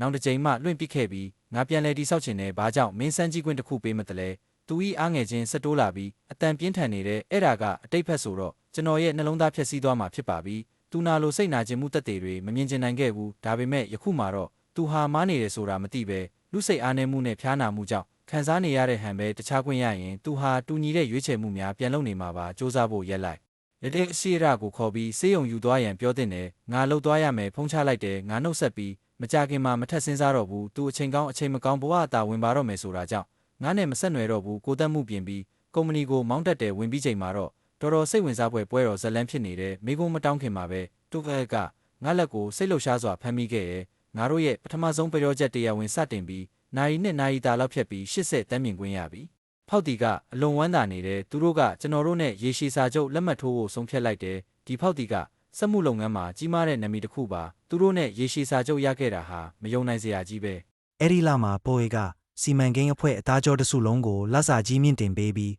းမိသူမဆိုစိတ်တက်ကိုပုံမြင့်တင်ပေးခဲ့တယ်ငါကဘောနက်ပိုက်ဆန်ရခင်သိမ်းဆဲထားတဲ့ငွေနေအိမ်ရောင်းပေးရတဲ့ငွေစုနဲ့ဒီနေရာမှာနေအိမ်အစ်စ်ဝယ်ခဲ့တယ်ဒီတစ်ချိန်တော့ငါရဲ့ကိုပိုင်ဝါသနာအရာ ကွင်းစင်းရေးချဲခဲ့တယ်မြို့လေစင်ကနေဝေးလို့ရေပန်းပိုင်းတနေရာအနီးနားမှာပါပြတင်းပေါက်ကနေမြင်ကွင်းကအလွန်မင်းလာတဲ့အပန်းဖြေချိန်များကိုအတွင်းပန်းဆောင်ဒီဇိုင်းစီမံကိန်းရေးဆွဲဖို့စောင့်ခဲ့တယ်ငါဟောင်းအိမ်ကိုလည်းကိုလက်ဖက်စိန်စီမံခဲ့တာပါအဲ့ဒီအချိန်ထဲတကကြိုက်ကအခြားသူတို့ဒီဇိုင်းတွေကိုမိမိစာနေခဲ့ပြီးငါကသူမကြိုက်တဲ့အချိန်ကြစွာတည်နေဖို့ဖြစ်တယ်ဒါဖြင့်နှစ်လကြာဒီဇိုင်းတင်တန်းလေးတက်ပြီးသူမရဲ့အမြဲတမ်းစိတ်ဒုက္ခရင်ဆိုင်မှုနဲ့အဆုံးမဲ့ပြင်ဆင်မှုတွေအားခံပြီးအဲ့ဒီအိမ်ဟာသူမစိတ်ကြိုက်အပ်ခဲ့တာကိုရောက်ရှိခဲ့တယ်မာနပြောချင်မိပါဘူးအဲ့ဒီအိမ်ဟာထဲကြောက်ကြအတွက်ပြေလဲစွာပြင်ဆင်ထားတယ်သူမကအိမ်ဝယ်ခဲ့တယ်ဆိုတာစိတ်ဝင်စားလို့မဟုတ်ဘူးငါကသူမအတွက်အဆင်ပြေမှုကြောင့်ဝယ်လိုက်တယ်လို့ထင်ခဲ့တယ်အခုတော့ငါ့ကိုပိုင်အဆင်ပြေဒီဇိုင်းတွေဆွဲနေခြင်းဖြစ်တဲ့ပုံတက်အစီအစဉ်တွေပြီးမြောက်ပြီးနောက်ယုံကြည်ရသောစောက်လုပ်ရေးကုမ္ပဏီကိုလက်တွဲပေးတယ်အလုပ်ပြီးရင်နေ့စဉ်စောက်လုပ်မှုဘလို့ဆက်လက်ရှိတယ်ကြီးစစ်ဖို့နဲ့ကူညီဖို့တွာလာတက်ခဲ့တယ်နေ့များကြာနေ့ခီးလျင်မြင်မှုကြောင့်ခန္ဓာကိုယ်မတေချာတော့ဘူးတနေ့အထက်နေပြန်ပြီးလက်ပေါ်ခြေနားကျိုးသွားတယ်ကြက်နေစဉ်မှာနေရသွားတာရော့အောင်လုပ်ခဲ့ရတယ်ပိုဝေကအနားယူဖို့ပြောပြီးစောက်လုပ်မှုကိုဂရုစိုက်ရမယ်လို့ကတိပေးခဲ့ပေမဲ့ဖြစ်ခဲ့တာကကျွန်တော်တောင်တခါအဆုံးအဖြစ်အပုံကိုကြည့်ချင်ပြီးစိတ်လှုပ်ရှားနေခဲ့တာပါဒီနေ့အလုပ်ပြီးနောက်ဆုံးတော့ယူဆောင်မထားနိုင်တော့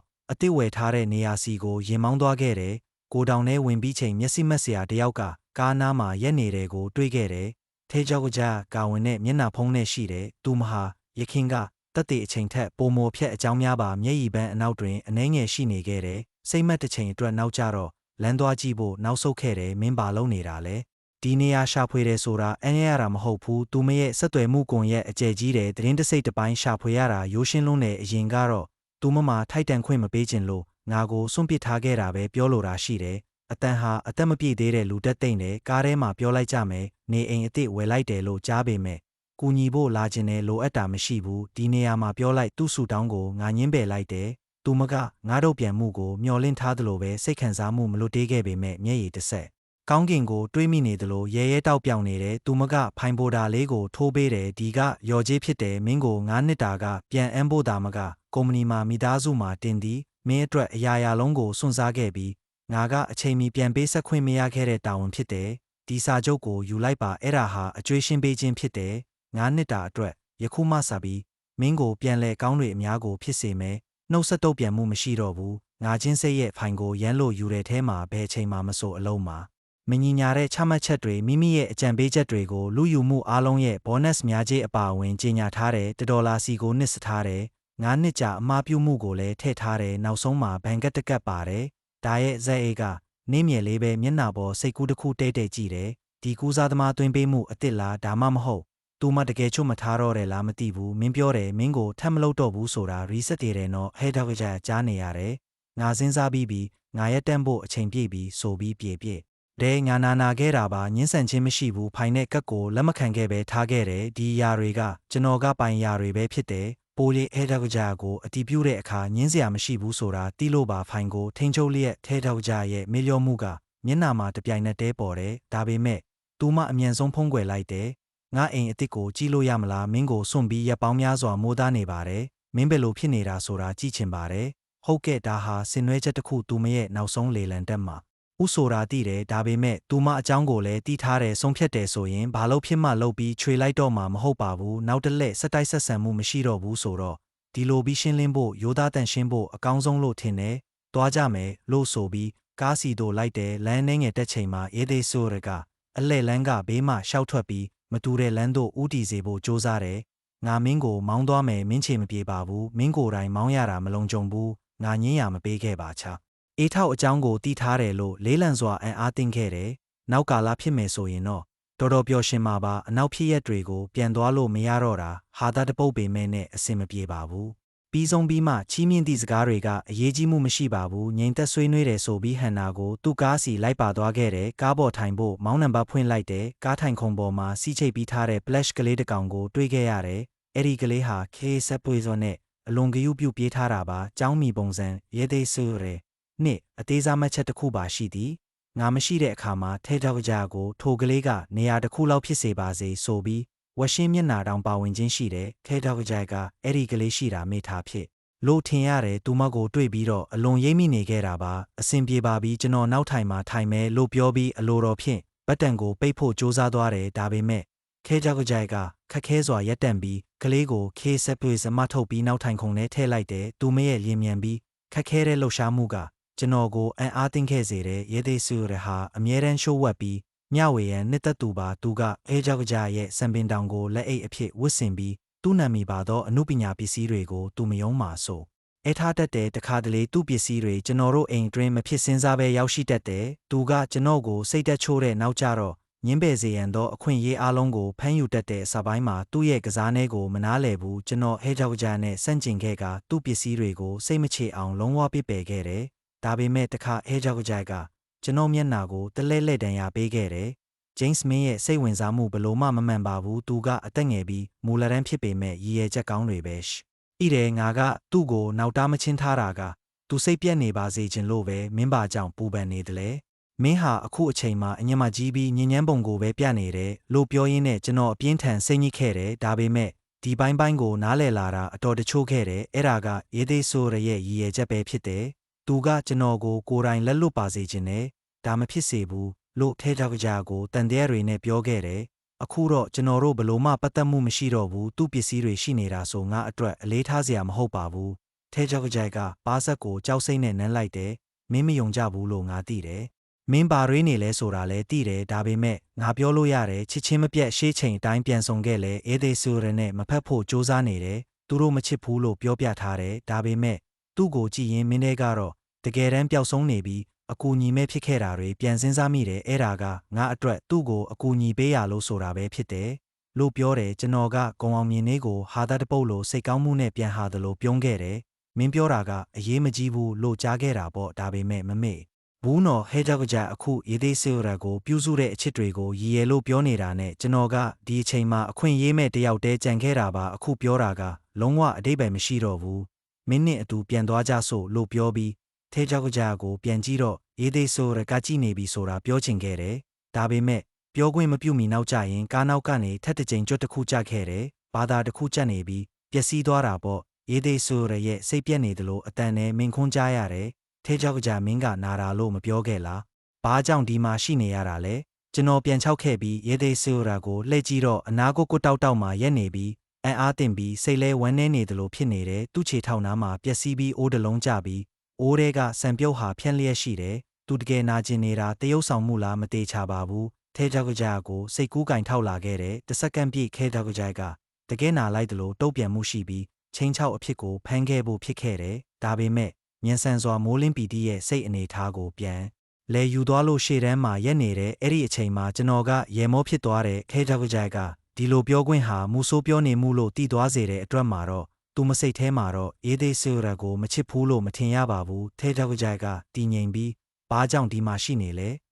လို့မေးတယ်အေးသေးဆူရကခေါ်အစားမှုတစ်ခုလုံးတန့်ရှင်းသွားတဲ့မျက်နှာနဲ့ဖြေပါတယ်မင်းနာရအေလာတဲ့ရပ်ပိုင်းကအကြောင်းကြည့်မိတော့မင်းမျက်နှာပွဲထွက်နေသွားလို့ပြင်းစွာစိုးရိမ်ခဲ့တယ်ငါကစံပြုတ်ချက်ပြီးမင်းကိုကောင်တာထားပြီးဖြစ်တယ်မင်းအိမ်တော့မလာသေးခဲ့လို့မင်းကိုနေရာတစ်ခုကနေလိုက်ပြီးထောက်ထားမိတယ်ဒါပေမဲ့ဒီလိုဖြစ်တဲ့အချိန်မှာတော့မိမိအကြောင်းပြောစရာမလိုတော့ဘူးဆိုပြီးသူအိုးကိုမျက်နှာဝိုင်းစိတ်မကောင်းဆန်ဆန်ဖြုတ်ရှင်းနေတယ်ထဲကြောက်ကြရဲ့မျက်နှာမှာပြောင်းလဲမှုတစ်ခုဖြစ်လာပြီးတစိတ်တစ်ပိုင်းမှာကိုယ်တိုင်ပြောချင်တယ်လို့ဖြစ်နေတဲ့ရဲသေးဆူရကသူမကြားမှာတင်းကျပ်စွာဖြုတ်တယ်ထဲကြောက်ကြကိုနားလဲတယ်မင်းနဲ့ဒန်ဂျင်တို့ပြန်တွေ့ဆုံနိုင်ပါစေမင်းအဆင်ပြေစေဖို့တာဝန်ရှိတယ်ကျွန်တော်ကမိမိကိုမထိန်သိမ်းနိုင်တဲ့လူငယ်တစ်ယောက်ပါ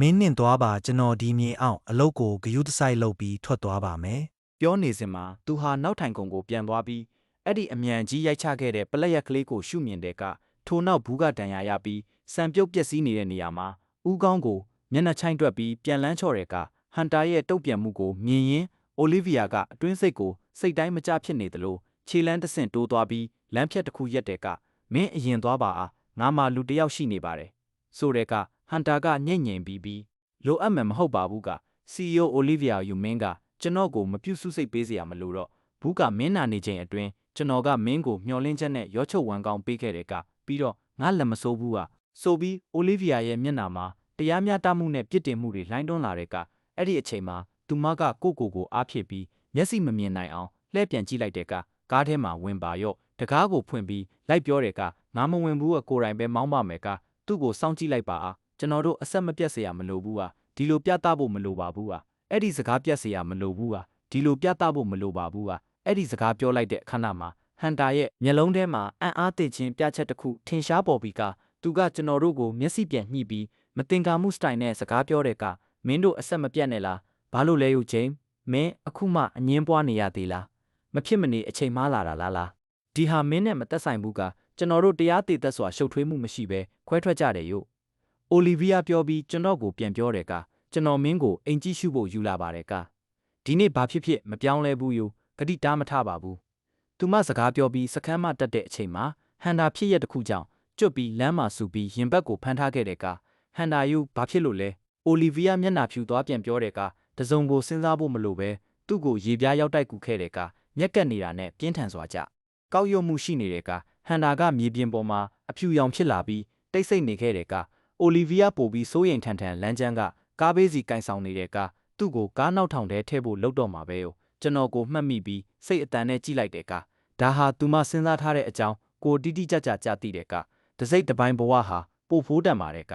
သူ့ကိုဆေးရုံကိုယူပါအားအိုလီဗီယာလက်ကိုစားပြီးနောက်ဆုံးဖြတ်ချက်ပြုလုပ်လိုက်တဲ့ကမင်းအိမ်အစ်စ်မှာငါ့ကိုစောင့်ပါအားသူ့ကိုဆေးရုံမှာပြန်စစ်ပြီးမှငါ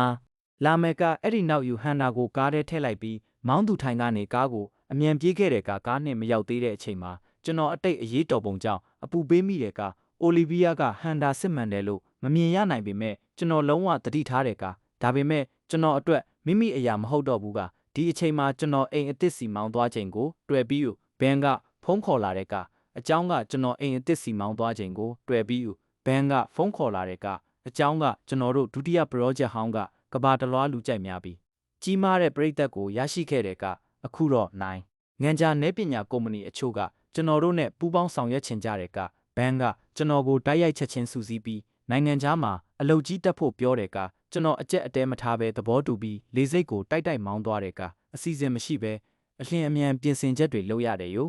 အနက်ဖော်ပြချက်တွေပြင်ဆင်သွားရတဲ့ကနိုင်ငံခြားနည်းပညာကုမ္ပဏီတွေကိုမတိသေးပြီးကျွန်တော်တို့လှုပ်เสียရတွေအလွန်များတဲ့အတွက်ထိန်းချုပ်ဖို့ကြိုးစားရတဲ့ကကျွန်တော်တို့ကုမ္ပဏီရဲတောက်တဲ့အားသာချက်တွေကိုမျှအားစွာဖော်ပြခဲ့တဲ့ကဘန်နဲ့ကျွန်တော်ဟာရှုပ်ထွေးလိုက်တဲ့အချိန်အိတ်ဆက်လေးနာရီတာရခဲ့တဲ့ကတခါတော်တော်မြန်နိုးမဲ့အိတ်ဆက်ပဲကဒါပေမဲ့စူးစမ်းအားထုတ်မှုမှန်ကန်တဲ့ကနောက်ဆုံးအစည်းအဝေးပြီးနောက်ဘာသာပြန်ကမှတ်ချက်တစ်ခုပြောတယ်ဖောက်တယ်တွေအနေနဲ့ကျွန်တော်တို့ပြင်ဆင်မှုပြည့်စုံမှုနဲ့ဒါရိုက်တာလုပ်ပုံကိုနက်နက်ရှိုင်းရှိုင်းချီးကျူးတဲ့ကပူးပေါင်းဆောင်ရွက်ဖို့သဘောတူခဲ့တဲ့ကဘန်ထူးခြားစွာဝမ်းမြောက်ပြီးကျွန်တော်နဲ့ဖက်ကက်လေးရဲ့ချစ်ကြည်ရေးဖြင့်နှုတ်ဆက်တဲ့ကအဲ့ဒီကြကချစ်ကြည်ရေးဖြင့်နှုတ်ဆက်တဲ့ကအဲ့ဒီညကကျွန်တော်တို့ချစ်ချင်းတဲ့အိတ်ကောင်းကိုရဖို့တိုင်ကြားတဲ့ကကျွန်တော်ဖုန်းကိုရက်ပေါင်းများစွာမကြည့်ခဲ့ဘူးကယခုမှပင်မဲ့အိုလီဗီယာကကြားနေရင်ပုံကိုရေးမက်ဆေ့ချများနဲ့ဖုန်းခေါ်ဆိုမှုများပြားတင်ထားတဲ့